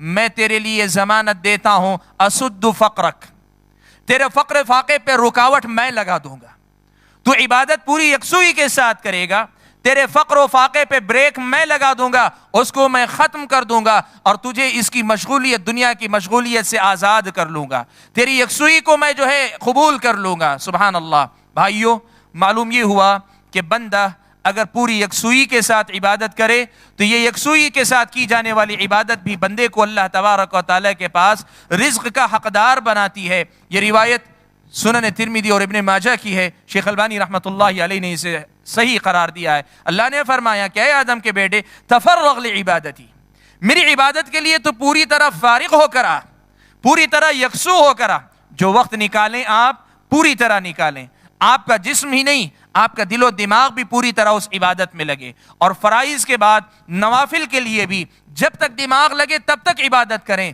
غافل دل کے ساتھ اللہ تعالیٰ کو پکارنا یہ بے ادبی ہے، غافل دل کے ساتھ اللہ تعالیٰ کی عبادت کرنا یہ اللہ تعالیٰ کی عبادت کی حق تلفی ہے، غافل دل کے ساتھ اللہ تعالیٰ کے سامنے حاضر ہونا یہ نادانی اور ناسمجھی کی بات ہے۔ پوری یکسوئی کے ساتھ، پورے دل کے ساتھ، پورے حضور قلب کے ساتھ اللہ کے سامنے حاضر ہو جائیں، یہ ایک اور راستہ، چھٹا راستہ ہے جہاں سے مجھ پر اور آپ پر رزق کے دروازے کھلتے ہیں، فقر و فاقے کے دروازے بند ہوتے ہیں۔ اسد فقرک، میں تیرے فقر و فاقے پہ بریک لگا دوں گا اگر تو پوری توجہ کے ساتھ میری عبادت کرنے لگ جائے۔ معلوم ہوا کہ رزق حاصل کرنے کا ایک اور دروازہ یہ بھی ہے، ساتواں دروازہ جہاں سے بندے کو رزق ملتا ہے، یا ساتویں کنجی جس سے بندہ اپنے آپ پر رزق کا دروازہ کھول سکتا ہے، اللہ تبارک و تعالیٰ کی حاصل شدہ نعمتوں پر اس کا شکر ادا کرنا۔ جو نعمت اللہ تعالیٰ نے دی ہے اس پر اللہ تبارک و تعالیٰ کا شکر ادا کرو، یہ رزق حاصل کرنے کا ایک بڑا اچھا ذریعہ ہے۔ میں یہ بات بتانا چاہوں گا، لوگ یہ سمجھتے ہیں کہ شکر ادا کرنے کی جب بھی بات کی جائے تو اس کا مطلب مالداروں کی بات ہے، کہ جن کے پاس مال بہت ہے، جن کے پاس جائیداد بہت ہے، مال بہت ہے، اس پر ان کو شکر ادا کرنا چاہیے۔ نہیں، یہ بات یاد رکھیں، نعمت اللہ تعالیٰ کی کسی بھی قسم کی آپ کے پاس ہے، اور یہ بھی یاد رکھیں کہ ہم میں سے ہر کسی کے پاس ہزاروں نہیں لاکھوں نعمتیں اللہ تعالیٰ کی، لاکھوں نعمتیں مجھ پر اور آپ پر اللہ تعالیٰ کی۔ سلف صالحین میں سے کسی کے پاس ایک آدمی بڑی شکایتیں کرتا ہوا آیا، زندگی میں یہ پریشانی ہے، فلاں مسئلہ ہے، فلاں دشواری سے دو چار ہوں، زندگی بڑے مصائب سے دو چار ہے، مشکلات سے دو چار ہے۔ واقعی معنوں میں آدمی پریشان تھا بھی، لیکن انہوں نے دیکھا کہ اس آدمی کو اپنی برائی، اپنی پریشانیوں اور تکلیفوں کا اتنا احساس ہے کہ اسے نیکیوں کا احساس نہیں رہ گیا۔ انہوں نے اس آدمی کو نیکیوں کا احساس دلانے کے لیے کہا چلو ٹھیک ہے، میں تمہیں 1,00,000 درہم دوں گا، تم ایک کام کرو، اپنی ایک آنکھ مجھ کو دے دو، تم اپنی ایک آنکھ مجھے دے دو، 1,00,000 درہم میں تم کو دوں گا۔ کہا نہیں میں یہ نہیں کر سکتا۔ کہا چلو ٹھیک ہے، آنکھ مت دو، اپنا ایک ہاتھ دے دو، میں تمہیں 1,00,000 دوں گا۔ کہا نہیں میں نہیں کر سکتا۔ کہا چلو ٹھیک ہے، ایک پیر دے دو، میں تمہیں 1,00,000 دوں گا۔ کہا یہ بھی نہیں ہو سکتا۔ سارے اعضاء جو ظاہری نعمتیں تھیں وہ ساری کی ساری گناتے گئے اور پوچھتے گئے کہ میں 1,00,000 دوں گا، 1,00,000 ملیں گے، تمہارے مسائل حل ہو جائیں گے، پریشانیاں حل ہو جائیں گی۔ اور وہ آدمی انکار کرتا گیا، انکار کرتا گیا۔ انہوں نے اس آدمی کو پلٹ کر کہا، اور یہ احساس میرے اور آپ کے دل میں ہمیشہ زندہ رہنا چاہیے، کہا اللہ کے بندے لاکھوں کی نعمتوں میں جیتے ہو پھر بھی شکایت کرتے ہو کہ اللہ تعالیٰ کی نعمتیں تمہیں حاصل نہیں۔ بھائیو حقیقت یہی، میری اور آپ کی زندگی میں اللہ تعالیٰ کی نعمتیں بہت ساری ہیں، فرض بنتا ہے کہ ہم اس پر اللہ تعالیٰ کا شکر ادا کریں، لیکن اس کے ساتھ ساتھ یہ بھی ایک باب ہے کہ نعمتوں پہ شکر ادا کرنے سے مجھ پر اور آپ پر رزق کے دروازے کھلتے ہیں، رزق کے دروازے مجھ پر اور آپ پر کھلتے ہیں۔ اللہ تعالیٰ نے فرمایا وَإِذْ تَأَذَّنَ رَبُّكُمْ لَإِن شَكَرْتُمْ لَأَزِيدَنَّكُمْ وَلَإِن كَفَرْتُمْ إِنَّ عَذَابِي لَشَدِيدٌ۔ اللہ تعالیٰ نے فرمایا کہ یاد کرو اس وقت کو جب تمہارے رب نے یہ فیصلہ فرمایا ہے کہ لَإِن شَكَرْتُمْ، اگر تم شکر ادا کرو گے، لَأَزِيدَنَّكُمْ، تو میں تمہیں مزید عطا کروں گا، میں تمہیں مزید عطا کروں گا۔ عمر ابن عبدالعزیز رحمۃ اللہ علیہ لوگوں سے کہا کرتے تھے، لوگوں قید النعم بالشکر، اللہ تعالیٰ کی جو نعمتیں حاصل ہیں ان کی حفاظت شکر کے ذریعے کیا کرو، ان نعمتوں کو باندھ کر رکھنا ہے تو شکر کیا کرو۔ اور سلف صالحین میں سے بعض نے بڑے پتے کی بات کہی، کہا اذا لم تر من حالک فی المزید فالزم الشکر، کہا اذا لم تر من حالک فی المزید فالزم الشکر، اگر تم یہ دیکھتے ہو کہ تمہارے اندر ترقی نہیں ہو رہی ہے، مزید تم کو نہیں مل رہا ہے، تم اللہ تعالیٰ کا شکر ادا کرنا شروع کر دو۔ عام طور پہ ہم توقع کس کی رکھتے ہیں؟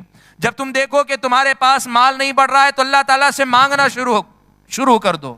مانگنا ہے ہم اس کا ذکر کریں گے، لیکن یہ جو بات بتا رہے ہیں وہ آپ سمجھیں کہاں، جب تم اپنے مال، جب اپنی حالت کو دیکھتے ہو کہ اس میں کسی قسم کی ترقی نہیں ہو رہی ہے، صحت میں ترقی نہیں، مال میں ترقی نہیں، زندگی کے دوسرے مسائل میں ترقی نہیں، فلزم شکر، شکر کو لازم پکڑو. کیوں؟ شکر ادا کرنے کو اللہ تعالیٰ نے مزید شکر ادا کرنے والے کو اللہ تعالیٰ مزید دینے کا وعدہ کرتے ہیں. معلوم یہ ہوا کہ اللہ تبارک و تعالیٰ کی نعمتوں پر شکر ادا کرنا یہ رزق کے حاصل کرنے یا رزق کے دروازوں کو کھولنے کی ایک اور چابی ہے، ایک اور کنجی ہے جو اللہ تبارک و تعالیٰ نے مجھ کو اور آپ کو نصیب فرمائی ہے. اس سے معلوم ہوا کہ اللہ تعالیٰ نے جو دروازے ہمارے سامنے رکھے ہیں ان کا سب ایک اور بہتر دروازہ ہمیشہ اپنی زبان سے، اپنے اعضاء سے اللہ تبارک و تعالیٰ کا شکر ادا کرتے رہنا بھی ہے.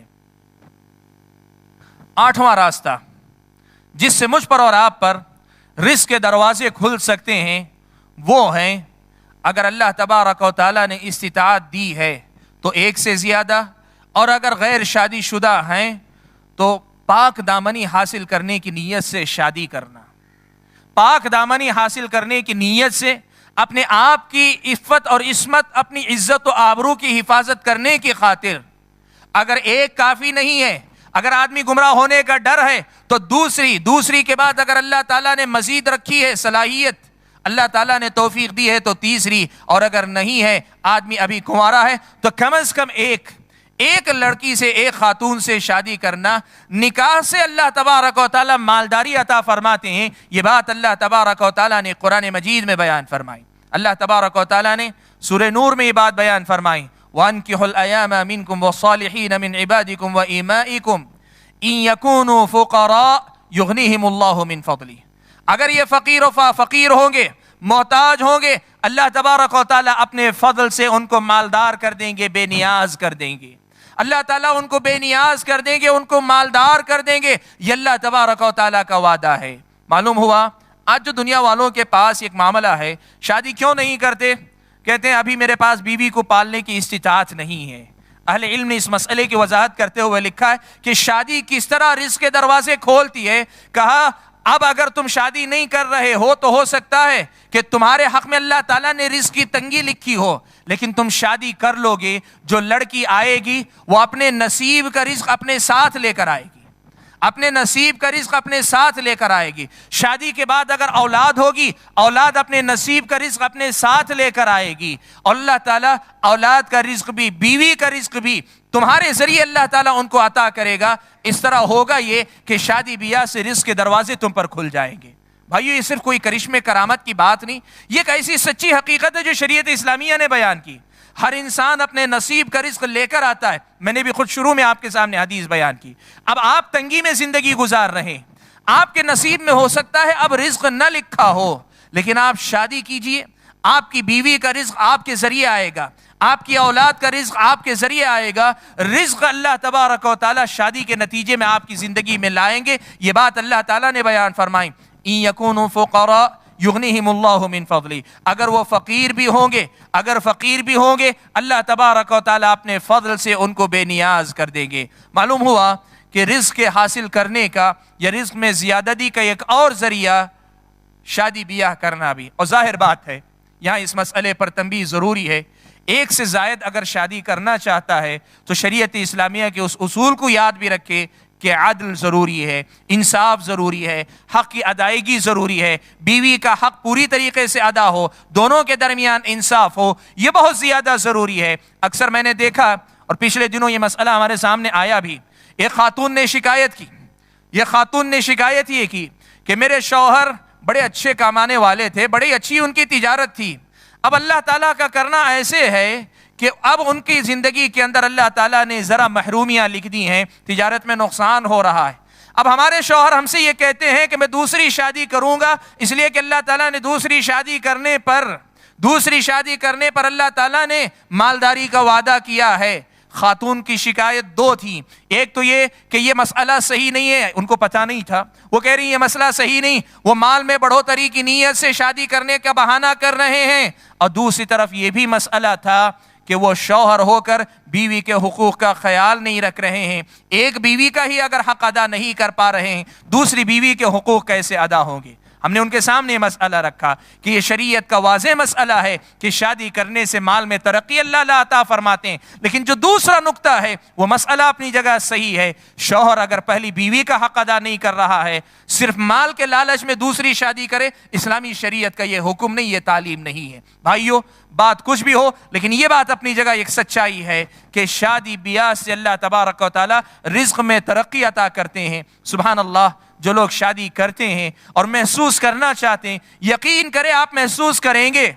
آپ کے گھر میں اگر 2 بچے ہیں، تیسرے بچے کے گھر میں آنے سے پہلے یا آنے کے ساتھ اللہ تعالیٰ ایسے دروازہ کھولتے ہیں، اچانک آمدنی بڑھ جاتی ہے، یا انکم سورس یعنی آمدنی کا جو ذریعہ ہے کوئی نیا دروازہ اللہ تعالیٰ کھول دیتے ہیں، یا پھر تھوڑے سے مال کے اندر اللہ تعالیٰ برکت اتنی دیتے ہیں، پہلے 2 بچوں کی ضرورتیں جتنے مال سے پوری ہوتی تھیں اتنے ہی مال سے اللہ تعالیٰ 3 بچوں کی ضرورتیں پوری کروا دیتے ہیں۔ بھائیو، شادی بیاہ کیا کرو کہ شادی بیاہ سے مال میں بڑھوتری یا مال میں زیادتی ہوتی ہے، یا رزق کی ایک اور کنجی ہے، وہ ہے شادی بیاہ کرنا۔ 9واں راستہ، نمبر 9واں راستہ جہاں سے رزق کا دروازہ کھلتا ہے یا رزق کی کنجی ہے، اللہ کے نبی صلی اللہ علیہ وسلم نے بیان فرمایا، کہا تابعوا بین الحج والعمرہ، حج اور عمرے کے درمیان مسلسل ایک دوسرے کے پیچھے حج اور عمرہ کیا کرو، یکے بعد دیگر حج اور عمرہ کیا کرو۔ حج ایک مرتبہ فرض ہے استطاعت رکھنے والے پر، فرض ساقط ہونے کے بعد اگر کوئی کبھی حج نہ کرے کوئی حرج نہیں، آدمی کبھی عمرہ نہ کرے کوئی حرج نہیں، دین کے اندر کمی نہیں آئے گی، ایک سنت ہے چھوٹی رہے گی۔ لیکن اگر کوئی آدمی ایسا ہے کہ فرض حج کے ادا کرنے کے بعد زندگی کے جو دوسرے واجبات، دوسری ذمہ داریاں ہیں، ان سب کو ادا کر لینے کے بعد اللہ نے اتنی استطاعت دی ہے کہ یکے بعد دیگر حج اور عمرہ کر سکتا ہے، وہ آدمی حج اور عمرہ کرے، اس لیے کہ حج اور عمرہ کرنے پر اللہ کے نبی صلی اللہ علیہ وسلم نے مال میں کشادگی کا وعدہ فرمایا ہے۔ پیارے نبی صلی اللہ علیہ وسلم سے حضرت ابن عباس رضی اللہ تعالی عنہما نے روایت فرماتا ہے، اللہ کے نبی صلی اللہ علیہ وسلم نے فرمایا کہ تابعوا بین الحج والعمرہ فإنہما ینفیان الفقر، تم حج اور عمرے کو یکے بعد دیگرے کیا کرو کہ یہ فقر و فاقے کو دور کر دیتے ہیں، فقر و فاقے کو ختم کر دیتے ہیں۔ یہ بات اللہ کے نبی صلی اللہ علیہ وسلم نے بیان فرمائی۔ یہ روایت سنن ترمذی اور نسائی کی ہے، شیخ البانی رحمۃ اللہ علیہ نے اس حدیث کو صحیح قرار دیا ہے۔ اب حج اور عمرے کو یکے بعد دیگرے کرنے کا مطلب کیا ہے؟ اہل علم نے اس کے 2 معنی لکھے ہیں۔ ایک معنی یہ لکھا ہے کہ بار بار حج کرو، بار بار عمرہ کیا کرو، بار بار حج کرو یا بار بار عمرہ کیا کرو۔ اور بعض اہل علم نے لکھا ہے اس کا ایک اور معنی یہ بھی ہے، حج کرتے ہو تو عمرہ کرو، عمرہ کرتے ہو تو حج کرو، عمرے کے بعد حج، حج کے بعد عمرہ، عمرے کے بعد حج، حج کے بعد عمرہ، ایک کو دوسرے کے بعد کیا کرو۔ یہ بعض اہل علم نے کہا ہے، چاہے یہ مسئلہ ہو چاہے وہ مسئلہ۔ مطلب یہ فرق کہاں ہے دونوں میں؟ فرق یہ ہے، پہلے معنی میں اگر آپ لیں گے صرف حج ہی بار بار آپ کرتے رہ سکتے ہیں، یا صرف عمرہ ہی بار بار آپ کرتے رہ سکتے ہیں، یہ پہلا معنی ہے۔ اور دوسرا معنی اگر لیں گے تو اس کا مطلب یہ ہوگا حج کے بعد عمرہ، عمرے کے بعد حج کریں، حج کے بعد عمرہ اور عمرے کے بعد حج کریں، ایک دوسرے کو ساتھ میں کیا کریں یا یکے بعد دیگرے کیا کریں۔ اہل علم نے دونوں معنی بیان کیے ہیں، اور حدیث کے لفظ میں چونکہ گنجائش ہے، دونوں میں سے کوئی بھی عمل ہو کریں اور اللہ تبارک و تعالیٰ سے اجر و ثواب کی امید رکھیں، اور ساتھ میں اس بات کی بھی امید رکھیں کہ فإنہما ینفیان الفقر، کہ یہ دونوں کے دونوں فقر و فاقے کو ختم کرتے ہیں، اس بات کا خاص طور پہ خیال رکھیں۔ یہ ہوا 9واں راستہ جہاں سے اللہ تبارک و تعالیٰ رزق مجھ کو اور آپ کو نصیب فرماتے ہیں۔ 10واں راستہ بڑا اہم راستہ، اور ایسے لوگ جو عام طور پہ رزق کی کنجیاں تلاش کرتے ہیں ان کے لیے سب سے اہم راستہ یہ ہے، شریعت اسلامیہ یہ بات بیان کرتی ہے، مال کمانا چاہتے ہو تو مال کمانے کے اللہ تعالیٰ نے جو ذرائع رکھے ہیں ان ذرائع کو بھی اختیار کیا کرو، محنت کرو، کوشش کرو، جو کمائی کے ذریعے اللہ نے رکھے ہیں ان راستوں کو اپناؤ۔ بھائیو، ایک آدمی سبب کو اختیار نہیں کرتا، دکان میں نہیں دکان تک نہیں جاتا، یا دکان میں جو چیزیں، جو ساز و سامان لا کر رکھنا ہے، تجارت کے لیے جس قدر زیادہ گاہک سے اچھے انداز سے معاملہ کرنا ہے، یا بازار میں جا کر دھوپ میں تپنا ہے، یا پھر آدمی کو سفر کر کے جانا ہے، دنیا میں مال کمانے کے اللہ نے جو وسائل رکھے ہیں ان وسائل کو اختیار کر کے ساتھ میں مزید ان سارے راستوں کو اپنانا ہے۔ ایک آدمی ان تمام راستوں کو نہیں اپناتا، ان تمام راستوں کی طرف توجہ نہیں دیتا، ان تمام اسباب کو اختیار نہیں کرتا، اور آدمی امید رکھتا ہے کہ رزق مجھ پر کھل جائے گا، رزق کے دروازے مجھ پر آ جائیں گے، شریعت اسلامیہ نے ایسا کوئی وعدہ آپ سے نہیں کیا ہے۔ سبب اختیار کرو، محنت کرو، کوشش کرو۔ اللہ نے طاقت دی ہے، اللہ تعالیٰ نے صلاحیت دی ہے، مینوفیکچرنگ جسے کہتے ہیں، بنانا، اپنے ہاتھ سے کسی چیز کو بنانا، کسی بھی چیز کی ایجاد اختراع، یہ سب سے اچھا ذریعہ ہے۔ اللہ تعالیٰ نے استطاعت دی ہے، تجارت کرو۔ اللہ تبارک و تعالیٰ نے استطاعت دی ہے، مختلف قسم کے ہنر سیکھو، ہنر سیکھ کر ان کے ذریعے اپنی روزی روٹی کماؤ۔ اللہ تعالیٰ نے کوئی صلاحیت نہیں دی ہے، کم از کم محنت مزدوری کرو۔ سلف صالحین میں سے بعض ایسے لوگ بھی تھے، آپ کو بتاؤں، سعید ابن عامر رضی اللہ تعالیٰ عنہ، سعید ابن عامر رضی اللہ تعالیٰ عنہ ایک صوبے کے گورنر تھے، لیکن جنگل سے لکڑیاں کاٹ کر بازار میں لا کے فروخت کیا کرتے تھے۔ بھائیو، سبب اختیار کرو۔ قرآن مجید میں اللہ تبارک و تعالیٰ نے یہی بات بیان فرمائی۔ اللہ تبارک و تعالیٰ نے فرمایا هو الذی جعل لکم الارض ذلولا فامشوا فی مناکبها وکلوا من رزقہ۔ اللہ تعالیٰ نے زمین کو تمہارے لیے چلنے کے قابل بنایا ہے، اس کے مختلف راستوں پہ چلو اور اللہ تعالیٰ کے رزق کو کھایا کرو، تلاش کرو، محنت کرو، محنت کر کے پھر رزق کمایا کرو۔ بھائیو، یہ بڑا عجیب معاملہ ہے۔ بہت سارے بھائی دعائیں تلاش کرتے ہیں، کہتے ہیں رزق میں کشادگی کے لیے دعا چاہیے، لوگ کہتے ہیں رزق کیسے کشادہ ہو سکتا ہے۔ سارے اسباب اختیار کرتے ہیں، جو سبب الاسباب ہے یا تمام اسباب کا بنیادی سبب ہے محنت مزدوری یا کوشش کرنا، ہاتھ پیر مارنا، اس کی طرف سے غفلت برتیں، یہاں سے رزق نہیں ملا کرتا۔ آپ اور میں سبب اختیار کریں، اور سبب اختیار کرنے کے ساتھ پھر ان تمام چیزوں کی طرف توجہ دیں جو شریعت اسلامیہ نے میرے اور آپ کے سامنے بیان کیے۔ یہ 10واں سبب ہے کہ ایک آدمی تجارت کے جو راستے اللہ تعالیٰ نے کمائی کے جو راستے رکھے ہیں، میں نے جیسے بتایا، آپ خود کوئی مینوفیکچرنگ کریں، کسی بھی چیز کو بنائیں، آپ کوئی بھی چیز آپ بنائیں، یا پھر تجارت کریں آپ، یا پھر ہاتھ میں آپ کے کوئی ہنر ہو اور کچھ نہیں ہے، محنت مزدوری کریں، نوکری کریں۔ صحابہ میں ایسے ایسے لوگ، جیسے میں نے بتایا، لکڑیاں جنگل سے کاٹ کر بیچنے والے گورنر ہوا کرتے تھے۔ اور ایک صحابی آپ جانتے ہیں، جنگ تبوک کا موقع تھا، اللہ کے نبی صلی اللہ علیہ وسلم نے اللہ کی راہ میں خرچ کرنے کا حکم دیا۔ آپ دیکھو، آج ہم اپنی روزی روٹی کے لیے کمانے تیار نہیں، محنت کرنے تیار نہیں، اللہ کی راہ میں خرچ کرنے کا حکم دیا۔ اسی جنگ کے اندر حضرت عمر نے اپنا آدھا گھر قربان کر دیا تھا، حضرت ابو بکر صدیق رضی اللہ تعالیٰ عنہ نے اپنا پورا گھر لا کے ڈال دیا تھا، اسی جنگ میں حضرت عثمان غنی رضی اللہ تعالیٰ عنہ نے اپنا پورا قافلہ دے دیا تھا۔ ایک صحابی ایسے بھی تھے، اعلان سنا اللہ کے نبی کا کہ اللہ کی راہ میں مال خرچ کرنے کی ضرورت ہے، مال نہیں تھا، مال ان کے پاس نہیں تھا۔ کیا کیا؟ صبح سویرے نکل گئے ایک باغیچے میں محنت مزدوری کے لیے، شام تک محنت کی، محنت کرنے کے بعد مٹھی بھر کھجوریں ملی، وہ کھجوریں لے کر اللہ کے نبی کے پاس آئے۔ منافقین نے دیکھا، مذاق اڑانے لگے، کہنے لگے اتنی بڑی جنگ کے لیے ان کی ایک مٹھی کھجوری کم پڑ گئی تھی، اتنی مٹھی کھجور ہی کی کمی تھی۔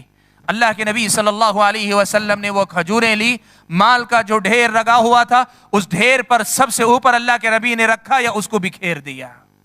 بھائیو، اللہ کی راہ میں خرچ کرنے کے لیے لوگ کمایا کرتے تھے۔ آج اگر ہم لوگ اپنے اوپر خرچ کرنے کے لیے بھی کمائے نہیں تو پھر رزق کے دروازے کیسے مجھ پر اور آپ پر کھلیں گے؟ یہ 10واں راستہ ہے کہ اللہ تعالیٰ نے رزق کے کمانے کے جو جائز راستے دنیا کے اندر مباح طریقے رکھے ہیں، مشروع طریقے رکھے ہیں، ان طریقوں کو بھی اپنانے کی کوشش کریں کہ اس سے مجھ پر اور آپ پر رزق کے دروازے کھلتے ہیں۔ 11واں راستہ جہاں سے مجھ پر اور آپ پر رزق کا دروازہ کھلتا ہے وہ ہے اللہ تبارک و تعالیٰ کے سامنے دعا کرنا۔ بھائیو، اللہ تبارک و تعالیٰ کے سامنے مانگا کرو۔ اللہ تبارک و تعالیٰ کو وہ بندہ ناپسند ہے جو اللہ تعالیٰ سے مانگتا نہیں، اور وہ بندہ اللہ تعالیٰ کو بہت پسند ہے جو بندہ اللہ تبارک و تعالیٰ سے مانگتا ہے۔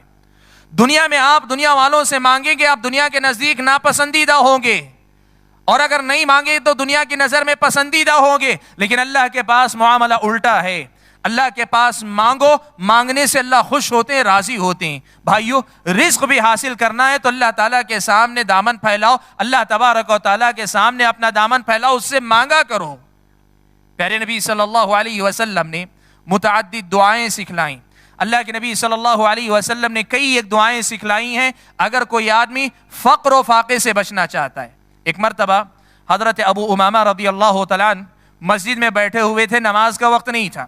اللہ کے نبی صلی اللہ علیہ وسلم نے آ کر حضرت ابو امامہ کو دیکھا تو کہا اے ابو امامہ، ایک ایسے وقت میں مسجد میں بیٹھے ہو جس وقت عام طور پہ دیکھے نہیں جاتے ہو، کیا چیز ہے جو تمہیں یہاں بٹھائے ہوئی ہے؟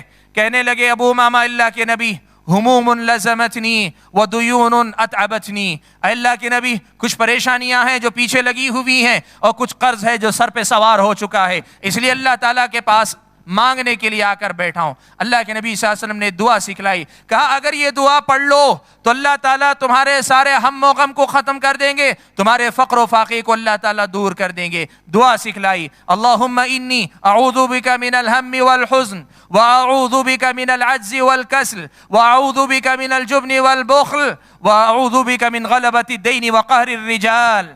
حضرت ابو امامہ کہتے ہیں میں نے یہ دعا کی اللہ تعالیٰ نے میری ساری تکلیفیں دور کر دی اور قرض سے اللہ تعالیٰ نے مجھے نجات عطا فرما دی. اللہ کے نبی صلی اللہ علیہ وسلم نے کئی دعائیں سکھائیں، جو دعائیں اللہ کے نبی نے سکھلائی ہیں ان میں سے ایک اور دعا ہے، اللہم اکفنی بحلالک عن حرامک واغننی بفضلک عمن سواک. اے اللہ تبارک و تعالیٰ تیرے حرام کی طرف سے تیرے حلال کو کافی کر دے. مطلب یہ کہ میری ساری ضرورتیں صرف تیرے حلال ذرائع سے پوری کر دے، کبھی مجھے حرام تک نہ لے جا، مجھے حلال پر ہی بس کر دے.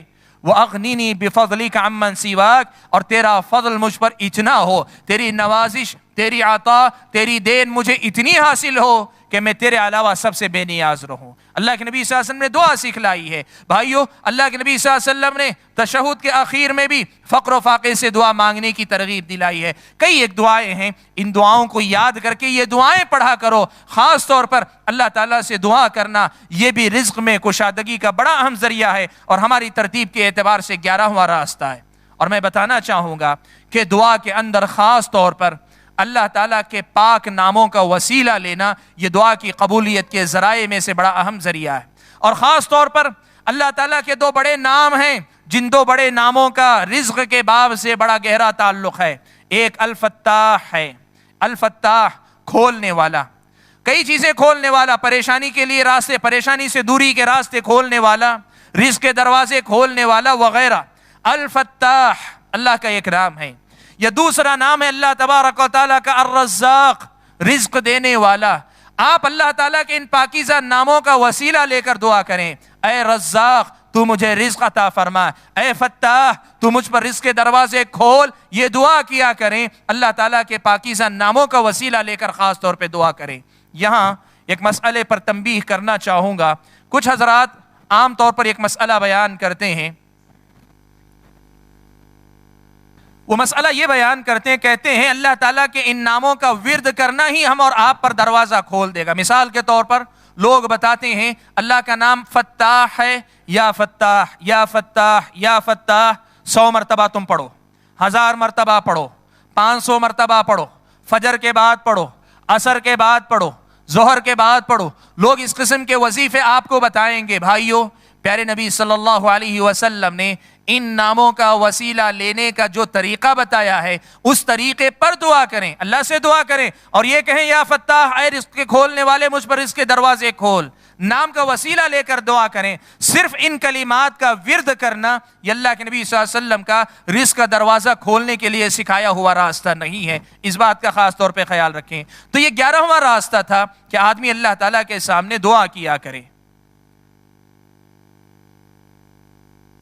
12واں راستہ جس سے آدمی اپنے اوپر رزق کے دروازے کھولتا ہے. اور سبحان اللہ بھائیو، یہ بات میں آپ کو بتانا چاہوں گا، آج کے درس میں نے آپ کے سامنے جو راستے ذکر کیے ہیں میں نے منتخب کر کے لکھے ہیں، تقریباً 20 راستے ہیں، تقریباً 20 راستے. آپ سوچ کے دیکھیں اللہ تعالیٰ کتنے رحم کرنے والے ہیں، کتنے رحیم ہیں، وہ کتنے راستے ہمارے لیے کھول کے رکھے. ہم ان جائز راستوں کو نہیں جانتے، ناجائز راستوں کی طرف جاتے ہیں. 12واں راستہ جو اللہ تعالیٰ نے رکھا ہے وہ یہ کہ کسی بھی کاروبار میں جلدی کرنا، یا پھر یوں کہیے اول وقت میں اس کاروبار کو شروع کرنا. اول وقت میں اس کاروبار کو شروع کرنا رزق میں زیادتی کا باعث بنتا ہے. پیارے نبی صلی اللہ علیہ وسلم نے یہ بات بیان فرمائی، بورک لامتی فی بکورہا، میری امت کے لیے اس کے تمام معاملات کی ابتدا میں اللہ تعالیٰ نے برکت عطا فرمائی.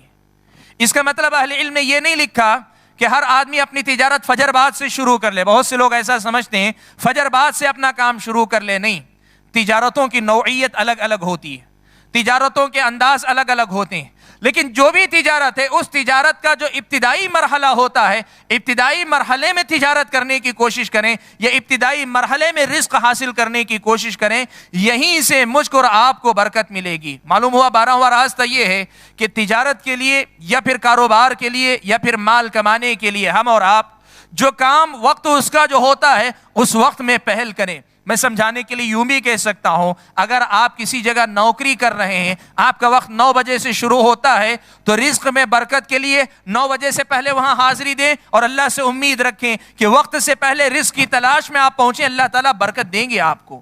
آپ کا اگر بزنس ہے، کپڑوں کی دکان ہے، عام طور پہ 10-11 بجے کھلتی ہے، آپ دوپہر میں 2 بجے کھلنے کے بجائے مارکیٹ میں عام طور پہ 10-11 بجے ہے، آپ 10 بجے اپنی دکان کھول دیا کریں. ابتدائی وقت میں کوشش کیا کریں، یہ رزق میں برکت کا سبب ہے، رزق میں برکت کا ایک بہت بڑا ذریعہ ہے. ایک صحابی ہیں صخر غامدی رضی اللہ تعالیٰ عنہ. صخر غامدی رضی اللہ تعالیٰ عنہ وہ ایک تاجر تھے.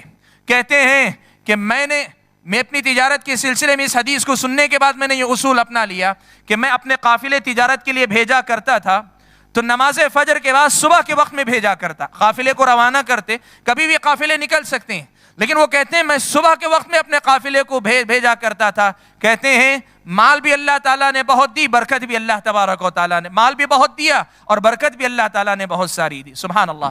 معلوم یہ ہوا رزق میں برکت کی 12ویں کنجی یہ ہے کہ رزق کی طلب میں نکلتے ہوئے آدمی جلدی کیا کرے، وقت پر یا وقت سے پہلے آدمی رہا کرے. تاخیر سے دکان جانا، تاخیر سے تجارت شروع کرنا، تاخیر سے اپنے کاروبار کی جگہ پہ پہنچنا، یہ رزق میں بے برکتی کا باعث ہے. اس مسئلے کو یاد رکھیں. 13واں سبب جس سے آدمی کے رزق میں برکت ہوتی ہے یا ہو سکتی ہے وہ یہ کہ آدمی طالب علم پر خرچ کیا کرے، اسٹوڈنٹس پہ پیسہ خرچ کیا کرے. علم جو علم کے جائز ہے، شرعی علم سب سے پہلے اس پر، شرعی علم سب سے مقدم ہے. قرآن کا حفظ کرنے والا، دینی تعلیم حاصل کرنے والا طالب علم سب سے اوپر ہے. یا اس کے بعد بھی جو جائز علم ہے جن سے دنیا کے لوگوں کا فائدہ ہو سکتا ہے اور شریعت کی نظر میں وہ جائز ہے، ایسے علم والوں پر، علم حاصل کرنے والوں پہ خرچ کرنا یہ بھی رزق میں اضافے کا باعث ہے. طلبہ پہ خرچ کرنا، علم حاصل کرنے والوں پہ خرچ کرنا رزق کے دروازوں میں سے ایک دروازہ ہے. پیارے نبی صلی اللہ علیہ وسلم کے زمانے میں 2 بھائی تھے. ایک بھائی تجارت کیا کرتے، دوسرے بھائی اللہ کے نبی صلی اللہ علیہ وسلم کی مجلس میں حاضر رہا کرتے، آپ صلی اللہ علیہ وسلم سے علم حاصل کیا کرتے تھے. ایک مرتبہ محنت کرنے والے بھائی نے آ کر اللہ کے نبی صلی اللہ علیہ وسلم کے سامنے شکایت کی. کہنے لگے اللہ کے نبی، میرا بھائی، میں محنت کرتا ہوں اور میرا بھائی آپ کے پاس بیٹھ کر صرف علم سیکھتا رہتا ہے. اللہ کے نبی، میں ہی کمانے والا کیوں؟ میرے بھائی کو بھی تو کمانا چاہیے. اللہ کے نبی صلی اللہ علیہ وسلم نے ان صحابی کو مخاطب کرتے ہوئے فرمایا لعلک ترزق بھی، تم شکایت کر رہے ہو، تمہیں کیا پتا اسی کی وجہ سے اللہ تعالیٰ تمہیں رزق دے رہا ہو، اسی کی وجہ سے اللہ تعالیٰ تمہیں رزق دے رہا ہو، تمہیں اس کا کیا پتا ہے. بھائیو، علم حاصل کرنے والوں پہ خرچ کرو، علم حاصل کرنے والوں پہ اپنا مال لٹایا کرو، جتنا دے سکتے ہو دو. ایک تو وہ ثواب کا ذریعہ ہے، وہ صدقہ جاریہ ہے. وہ بندہ جب تک علم حاصل کرے گا اور اس علم کو پھیلائے گا اور اس سے دنیا میں جتنا فائدہ پھیلے گا آپ کو ثواب ملے گا ہی. لیکن ساتھ میں اللہ کے نبی صلی اللہ علیہ وسلم کی اس حدیث کے الفاظ میں کہ لعلک ترزق بھی، کہ اس کی وجہ سے شاید اللہ تعالیٰ تجھے رزق دے رہا ہوگا. یہ مسئلہ بھی سمجھ میں آتا ہے کہ یہ رزق میں زیادتی کا ذریعہ ہے کہ طالب علم پر خرچ کیا جائے. یہ 13واں راستہ ہے جہاں سے اللہ تبارک و تعالیٰ مجھ پر اور آپ پر رزق کا دروازہ کھولتے ہیں یا رزق اللہ تبارک و تعالیٰ عطا فرماتے ہیں. 14واں راستہ جہاں سے رزق میں اضافہ ہوتا ہے وہ یہ کہ آدمی عبادتوں سے فارغ ہونے کے فوراً بعد کمائی کی طرف جائے. عبادتوں سے فارغ ہونے کے فوری بعد کمائی کی طرف جائے، کاروبار کی طرف جائے، اپنی کمپنی کی طرف جائے، اپنی نوکری کی طرف جائے.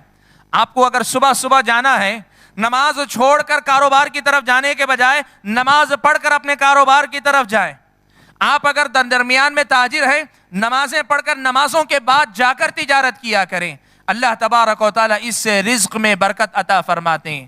بعض اہل علم نے اس سلسلے میں خاص طور پہ جمعہ کا مسئلہ بیان کیا کہ جمعہ کی نماز کے بعد تجارت کرنے سے برکت ہے، لیکن زیادہ صحیح مسئلہ یہ جمعہ کے ساتھ خاص نہیں، کسی بھی نماز کے ساتھ ہو سکتا ہے۔ اللہ تعالیٰ نے فرمایا فَإِذَا قُضِيَتِ الصَّلَاةُ فَانتَشِرُوا فِي الْأَرْضِ وَابْتَغُوا مِنْ فَضْلِ اللَّهِ، لوگوں جب نماز ختم ہو جائے زمین میں پھیل جاؤ اور اللہ تعالیٰ کے فضل کو یعنی رزق کو تلاش کیا کرو۔ اللہ تعالیٰ کا حکم ہے کہ نماز سے فارغ ہونے کے بعد جا کر اللہ تعالیٰ سے رزق تلاش کیا کرو، اللہ تعالیٰ کے رزق کو تلاش کیا کرو۔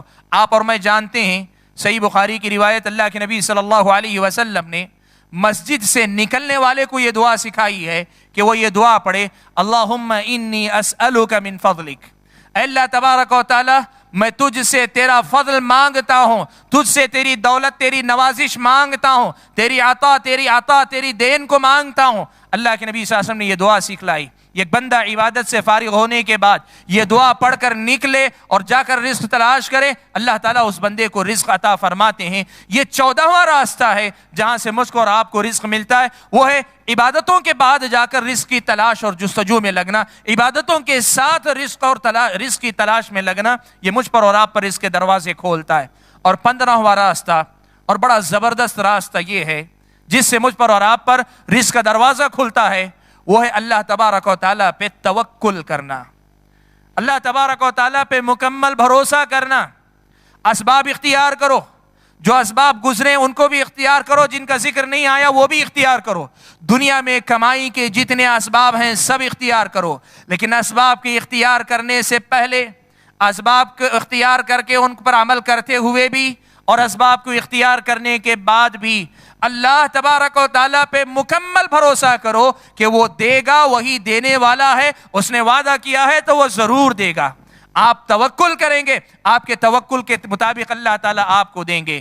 پیارے نبی صلی اللہ علیہ وسلم سے حضرت عمر ابن خطاب رضی اللہ تعالیٰ عنہ نے روایت فرمایا، اللہ کے نبی صلی اللہ علیہ وسلم نے فرمایا لو انکم تتوکلون علی اللہ حق توکلہ لرزقتم کما ترزق الطیر تغدو خماصا وتروح بطانا۔ اللہ کے نبی نے فرمایا اگر تم لوگ اللہ تبارک و تعالیٰ پر جیسا توکل کرنا چاہیے ویسا توکل کرنے لگ جاؤ، اللہ تعالیٰ تمہیں بھی ویسے ہی رزق عطا فرمائیں گے جیسے اللہ تعالیٰ پرندوں کو رزق عطا فرماتے ہیں۔ پرندے صبح سویرے اپنے گھونسلوں سے نکل جاتے ہیں، پرندے صبح سویرے اپنے گھروں سے نکلتے ہیں، خالی پیٹ نکلتے ہیں، اور شام جب لوٹتے ہیں تمام پرندوں کا پیٹ بھر کر ہی اللہ تعالیٰ واپس لوٹ آتے ہیں۔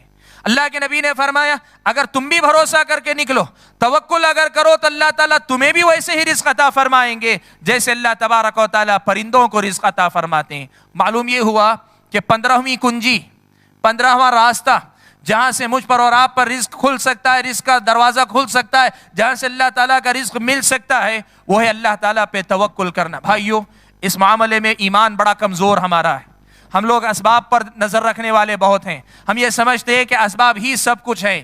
بھائیو، توکل کی کیفیت پیدا کرو۔ ایک ہی قسم کا سبب اختیار کرنے والے 2 آدمی ہیں، لیکن ایک توکل کرنے والا، دوسرا صرف سبب اختیار کرنے والا ہو، یہ یقین مانے سبب کے ساتھ توکل کرنے والا جو انسان ہے اس کا رزق اس آدمی کے مقابلے میں یقیناً زیادہ ہوتا ہے جو آدمی صرف سبب اختیار کرتا ہے، اللہ تعالیٰ پہ بھروسہ نہیں کیا کرتا۔ بھائیو، یہ 15 سبب میں نے منتخب کیے جو مجھ کو اور آپ کو کرنے ہیں، جن اسباب کو مجھ کو اور آپ کو کرنا ہے، جن سے مجھ پر اور آپ پر رزق کے دروازے کھل سکتے ہیں۔ لیکن رزق کی کنجیوں میں کچھ کنجیاں ایسے بھی ہیں، کچھ دروازے، کچھ باتیں ایسی بھی ہیں جن سے مجھ کو اور آپ کو بچنا ہے۔ مطلب یہ کہ کچھ باتیں ایسی ہیں کہ جن سے بچیں تب جا کر مجھ کو اور آپ کو رزق ملتا ہے۔ کچھ چیزیں ایسی ہیں، کچھ باتیں ایسی ہیں، اس میدان میں صرف کرنے کے کام ہی نہیں، کچھ باتیں ایسی ہیں جن سے بچنا بھی ہے۔ اور میں نے یہاں آج کے درس کے لیے 5 بڑے مسائل منتخب کیے ہیں، 5 بڑی غلطیاں ہیں جن کو لوگ کیا کرتے ہیں۔ میں آپ کو مثال دینا چاہوں گا۔ ایک آدمی ہے، یہ سارے اسباب، یہ ان میں سے بعض اسباب اختیار کرتا ہے، لیکن جن اسباب سے بچنا ہے ان سے بچتا نہیں ہے۔ اس کی مثال ویسے ہی ہے جیسے کوئی تھیلی لے کر گیا ہے، دینے والا دے رہا ہے، وہ تھیلی میں لے رہا ہے، لیکن نیچے سے تھیلی کھلی ہوئی رہے تو باقی بچے گا کیا؟ اوپر سے آپ لے رہے ہیں، نیچے سے سارا ضائع ہوتا رہتا ہے۔ بھائیو، رزق کی کنجیوں میں ایک اہم باب یہ بھی ہے کہ کچھ کام ہیں جن سے مجھ کو اور آپ کو بچنا چاہیے، جن سے بچیں تب رزق میں برکت آتی ہے، جن سے بچیں تو رزق میں زیادتی ہوتی ہے۔ ان باتوں کی طرف بھی توجہ دیں۔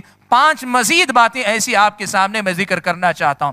ان میں سے پہلی بات یا رزق کی چھٹی کنجی 16ویں جو کنجی ہے وہ یہ ہے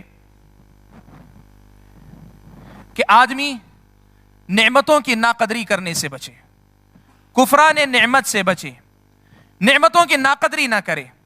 اللہ تعالیٰ نے کیا بات بیان فرمائی؟ کہا وَلَئِن كَفَرْتُمْ إِنَّ عَذَابِي لَشَدِيدٌ۔ آپ اور میں اگر اللہ تعالیٰ کی حاصل شدہ نعمتوں کی ناقدری کریں گے، نعمتوں کی ناقدری اللہ تعالیٰ کے پاس نعمتوں کے چھننے کا باعث یا مزید نعمتوں کے نہ ملنے کا سبب بنتی۔ مثال کے طور پر، اور پہلے یہ بتا دوں، نعمت کی ناقدری کا ایک باب یہ بھی ہے کہ نعمت کا غلط طریقے سے یا غلط جگہ پہ استعمال کیا جائے۔ اللہ نے دولت دی ہے، حرام کاریوں میں آدمی خرچ کرے، یہ نعمت کی ناقدری ہے۔ اللہ تعالیٰ نے صحت و تندرستی دی ہے، لیکن اس سے اللہ تعالیٰ کی نافرمانی ہی میں آگے بڑھتا جاتا ہے، صحت کی ناقدری ہے۔ اللہ کی جو نعمت ہے اس کا غلط جگہ استعمال کرنا یہ کفران نعمت ہے، نعمت کی ناقدری۔ اور بندہ اگر نعمت کی ناقدری کرتا ہے مزید نعمتیں نہیں ملتی۔ مثال کے طور پر اللہ نے صحت و تندرستی دی، اللہ تعالیٰ کی نافرمانی اپنی صحت کے استعمال کر کے کرتا ہے، اللہ تعالیٰ ایسے بندے پر رزق کے دروازے کو بند کر دیتے ہیں۔ وَلَئِن كَفَرْتُمْ إِنَّ عَذَابِي لَشَدِيدٌ۔ اگر تم ناشکری کرو گے، نعمتوں کی ناقدری کرو گے، میرا عذاب بڑا سخت ہے۔ یہ بات اللہ تبارک و تعالیٰ نے بیان فرمائی ہے۔ اللہ تعالیٰ نے قرآن مجید میں ایسے بہت سی قوموں کا تذکرہ کیا ہے جن کو اللہ تعالیٰ نے نعمتیں دی تھیں، لیکن انہوں نے نعمتوں کی ناقدری کی، اللہ تبارک و تعالیٰ نے نعمتیں ان سے چھین لی۔ اللہ تعالیٰ نے فرمایا وَضَرَبَ اللَّهُ مَثَلًا قَرْيَةً كَانَتْ آمِنَةً مُطْمَئِنَّةً يَأْتِيهَا رِزْقُهَا رَغَدًا مِنْ كُلِّ مَكَانٍ فَكَفَرَتْ بِأَنْعُمِ اللَّهِ فَأَذَاقَهَا اللَّهُ لِبَاسَ الْجُوعِ وَالْخَوْفِ بِمَا كَانُوا يَصْنَعُونَ۔ کہا یہ قریہ ایسا تھا، اللہ تبارک و تعالیٰ نے بڑا مطمئن رکھا تھا، بڑی نعمتیں اس پر تھیں، فَكَفَرَتْ بِأَنْعُمِ اللَّهِ، اس قوم نے، اس قریہ والوں نے اللہ تعالیٰ کی نعمتوں کی ناقدری کی۔ اللہ تبارک و تعالیٰ نے کیا کیا؟ خوف اور جوع، بھوک کی سزا اللہ تعالیٰ نے اسے عطا کی۔ اس سے معلوم یہ ہوا نعمتوں کی ناقدری کریں گے رزق چھین جائے گا، فقر و فاقہ ہو جائے گا، بھوک مری کی نوبت آ جائے گی۔ آدمی کو اللہ تعالیٰ جو نوازش عطا دینے والے ہیں، آدمی خود کو اس سے محروم کر لے گا۔ یہ سب سے پہلا راستہ ہے جس سے بچنا ہے رزق کے کنجی کے طور پر۔ یہ 16ویں کنجی ہے کہ اللہ تعالیٰ کی نعمتوں کی ناقدری کرنے سے ہم اپنے آپ کو بچائے رکھیں۔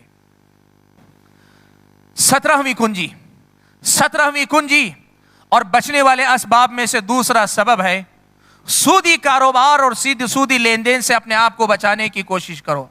التعامل بالربا، سودی معاملات سے معاملہ کرنا، سودی کاروبار سے تعلق رکھنا، سودی لین دین سے اپنا تعلق رکھنا، یہ رزق میں بے برکتی کا باعث ہے، یہ رزق سے محرومی کا سبب ہے۔ اللہ تبارک و تعالیٰ نے بیان فرمایا، کہا یمحق اللہ الربا ویربی الصدقات، اللہ تبارک و تعالیٰ سود کو مٹاتے ہیں اور صدقات کو بڑھاوا دیتے ہیں۔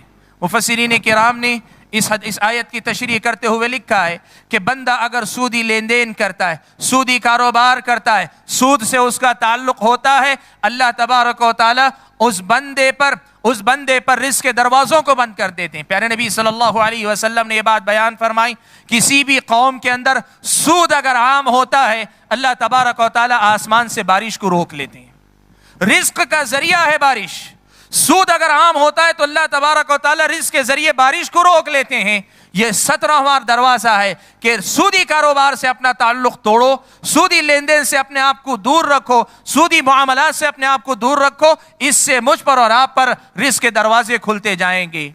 اور 18واں دروازہ یا بچنے والی غلطیوں میں سے تیسری غلطی کہ جس سے بچنے پر مجھ پر اور آپ پر رزق کے دروازے کھل سکتے ہیں، وہ ہے تجارت کے اندر دھوکہ دڑی سے بچنا، دھوکہ دینے سے بچنا۔ آپ اور میں تجارت اگر کر رہے، آپ اور میں کاروبار اگر کر رہے، کاروبار میں دیانتداری سے کام لو، کاروبار میں خیر خواہی کو ملحوظ رکھو، کبھی کسی آدمی کو دھوکہ مت دو، دھاندلی مت کرو، مال 2 نمبر کا رکھ کر نہ بیچا کرو۔ عیبدار مال کے عیب کو چھپا کر نہ بیچا کرو، کھلے عام بزنس کیا کرو، کھلا معاملہ کرو کہ اس کی وجہ سے رزق میں برکت آتی۔ آدمی اگر دھوکہ دیتا ہے، عیب چھپا کر چیز کو بیچا کرتا ہے، اس کی وجہ سے بے برکتی آتی ہے۔ پیارے نبی صلی اللہ علیہ وسلم نے یہ بات بیان فرمائی، اللہ کے نبی صلی اللہ علیہ وسلم نے یہ بات بیان فرمائی، کہا وَإِن كَذَبَ وَكَتَمَ مُحِقَتْ بَرَكَةُ بَيْعِهِمَا، کہا الْبَيِّعَانِ بِالْخِيَارِ مَا لَمْ يَتَفَرَّقَا، دو لین دین کرنے والے اختیار رکھتے ہیں جب تک جدا نہ ہو جائیں۔ اللہ کے نبی نے فرمایا اگر وہ دونوں کے دونوں سچائی کو لازم پکڑے رکھتے ہیں، وَبَيَّنَا، اور ہر معاملے کو کھلا رکھتے ہیں، اللہ تعالیٰ ان کی تجارت کے اندر برکت عطا فرماتے ہیں۔ اور اگر وہ دونوں کذبا، جھوٹ بولتے ہیں، لینے والا بھی دینے والا بھی، یا دونوں کے دونوں اپنے عیب کو چھپاتے ہیں، محقت برکت بیعہما، ان کی تجارت کے عیب کو اللہ تبارک و تعالیٰ لانے کی وجہ سے ان کی تجارت کے اندر سے اللہ تعالیٰ برکت کو ختم کر دیتے ہیں۔ یہ بات اللہ کے نبی صلی اللہ علیہ وسلم نے بیان فرمائی، صحیح مسلم کی یہ روایت ہے۔ معلوم یہ ہوا کہ 18واں سبب جس سے تجارت میں بے برکتی آتی تھی وہ ہے 18واں سبب تجارت کے اندر جھوٹ بولنا یا دھوکہ دینا، عیب دار چیز کو اچھا کر کے بیچنا۔ اگر آدمی اس سے بچ جاتا ہے تو یہ 18واں راستہ ہے جہاں سے مجھ پر اور آپ پر رزق کے دروازے کھلتے ہیں، اور 19واں راستہ جہاں سے مجھ پر اور آپ پر رزق کے دروازے کھلتے ہیں، یہ رزق کی کنجی ہے، یا جس سے مجھ کو اور آپ کو بچنا ہے، 19واں راستہ یہ ہے کہ آدمی اپنی تجارت کے اندر قسم کھانے والا نہ ہو۔ قسم کھا کر بیچنا، جھوٹی قسم نہیں۔ اللہ کے نبی نے کہا قسم کھانا، اللہ کے نبی صلی اللہ علیہ وسلم نے کہا قسم کھانے والا، کثرت سے اگر کوئی آدمی تجارت میں قسم کھاتا ہے تو زیادہ قسم کھانے سے تجارت کے اندر بے برکتی آتی ہے۔ اور آپ تجارت میں برکت چاہتے ہیں، اپنی تجارت میں قسم کھانے کے بجائے اپنی بات کا ایک اعتبار قائم کرو۔ آپ کہہ دیں تو لوگ بھروسہ کریں، ایسی تجارت کیا کرو آپ کو قسم کھانے کی ضرورت نہ پیش آئے۔ کیوں؟ اللہ کے نبی صلی اللہ علیہ وسلم نے بیان فرمایا، صحیح ہے ان کی روایت، حضرت ابو ہریرہ رضی اللہ تعالیٰ عنہ روایت فرماتے ہیں، اللہ کے نبی نے فرمایا کہ الحلف منفقۃ للسلعہ ممحقۃ للبرکہ، کہا کہ قسم مال کو تو بیچ دیتی ہے، بکوا دیتی ہے، قسم کھانے سے مال تو بک جاتا ہے لیکن ممحقۃ للبرکہ، برکت کو مٹانے کا سبب بن جاتی ہے۔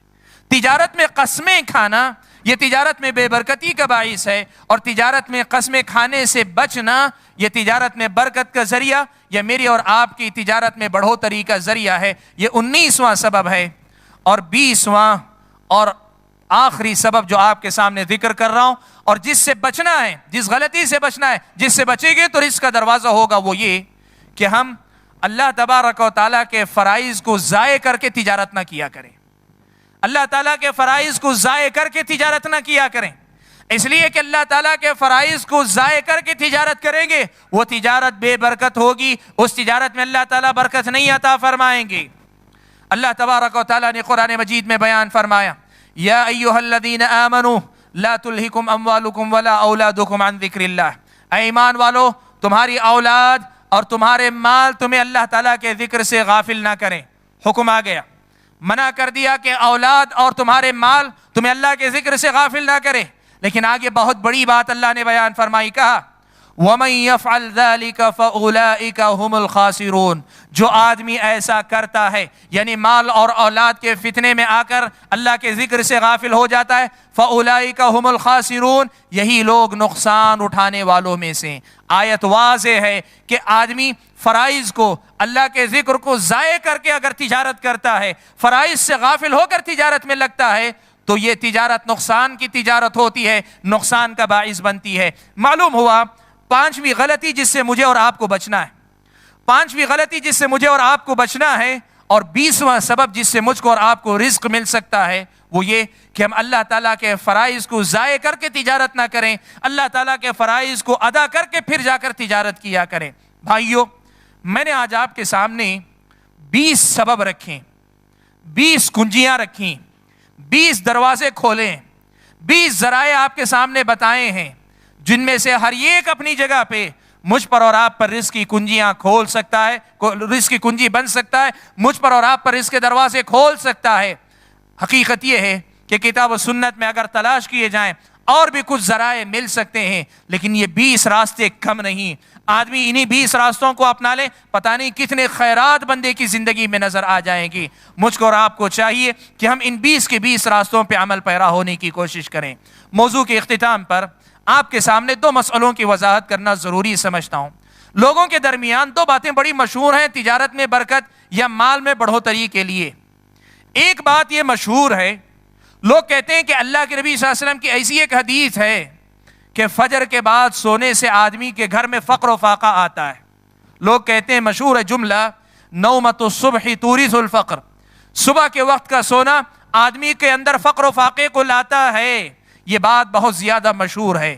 میں آپ کے سامنے یہ مسئلہ بتانا چاہتا ہوں، اللہ کے نبی صلی اللہ علیہ وسلم سے یہ حدیث تو آئی ہے، اللہ کے نبی صلی اللہ علیہ وسلم نے یہ کہا کہ میری امت کے لیے اس کے تمام معاملات کی ابتدا میں برکت دی گئی ہے، یہ حدیث تو آئی ہے، لیکن ایسی کوئی حدیث اللہ کے نبی سے نہیں آئی کہ جس میں اللہ کے نبی نے کہا کہ فجر کے بعد سونے سے بے برکتی آئے گی۔ ایسی بات اللہ کے نبی نے نہیں کہی۔ میرے کہنے کا یہ مطلب نہیں کہ فجر کے بعد سونا چاہیے، یہ مقصد نہیں۔ میرے کہنے کا یہ بھی مطلب نہیں کہ فجر کے بعد تجارت کے لیے نہیں نکلنا چاہیے، لیکن جو بات لوگوں کے ہاں مشہور ہے کہ اللہ کے نبی نے یہ کہا ہے کہ فجر کے بعد سونے سے فقر و فاقہ آتا ہے، ایسی کوئی روایت اللہ کے نبی صلی اللہ علیہ وسلم سے جہاں تک ہم نے تحقیق کی ہے ثابت نہیں ہے۔ اللہ کے نبی صلی اللہ علیہ وسلم ایسی کسی حدیث کا ثبوت نہیں ملتا ہے، اللہ کے نبی صلی اللہ علیہ وسلم سے کوئی ثابت حدیث میں اس کا تذکرہ نہیں ہے۔ اور دوسری بات جو لوگوں کے ہاں بہت زیادہ مشہور ہے وہ یہ کہ سورہ واقعہ کی تلاوت، سورہ واقعہ کی تلاوت آدمی اگر کرتا ہے تو اس سے رزق میں برکت ہوتی ہے۔ خاص طور پر کچھ لوگ نماز مغرب کے بعد سورہ واقعہ کی تلاوت کا اہتمام کرتے ہیں اور یہ کہتے ہیں کہ نماز مغرب کے بعد سورہ واقعہ کی تلاوت کرنے سے رزق کے اندر برکت آتی ہے۔ میں آپ کے سامنے یہ بات بتاؤں کہ ایسی ایک روایت اللہ کے نبی صلی اللہ علیہ وسلم سے منقول ہے، موجود ہے، طبرانی وغیرہ کی، بیہقی وغیرہ کی ایک روایت ایسی موجود ہے، لیکن یہ روایت ضعیف ہے، یہ روایت ضعیف ہے۔ اللہ کے نبی صلی اللہ علیہ وسلم سے یہ روایت بھی ثابت نہیں ہے کہ رزق میں برکت کے لیے سورہ واقعہ کی تلاوت کی جائے۔ بھائیو، یہ دونوں کی دونوں باتیں شریعت اسلامیہ سے ثابت نہیں ہیں، اس لیے ان دونوں باتوں سے بچ کر جو ذریعے ثابت ہیں، جن کے دلائل حوالے آپ کے سامنے آئے، ان ذرائع میں سے کسی بھی ذریعے کو اپنانے کی کوشش کریں۔ میں اللہ تبارک و تعالیٰ سے دعا کرتا ہوں کہ اللہ تبارک و تعالیٰ مجھے، آپ تمام حضرات اور خواتین کو رزق کی ان کنجیوں کو سنبھال کر رکھنے کی توفیق عطا فرمائیں اور حسب ضرورت ان کے صحیح استعمال کی توفیق عطا فرمائیں۔ اللہ تبارک و تعالیٰ دنیا میں اتنا مال دے کہ ایک مطمئن اور پرسکون زندگی ہم سب کو حاصل ہو، بے نیازی کی زندگی ہم سب کو حاصل ہو، اور اتنا مال اللہ تعالیٰ کسی کو نہ دے جو مال اس کی دنیا کو تباہ کر دے، اس کی آخرت کو برباد کر دے۔ اللہ تبارک و تعالیٰ مال کے فتنے سے بچائے اور وہی مال کے جتنے خیرات ہیں ان تمام کو اللہ تعالیٰ ہماری زندگی میں نصیب فرمائے۔ آمین۔ وآخر دعوانا الحمدللہ رب العالمین، والسلام علیکم ورحمۃ اللہ وبرکاتہ۔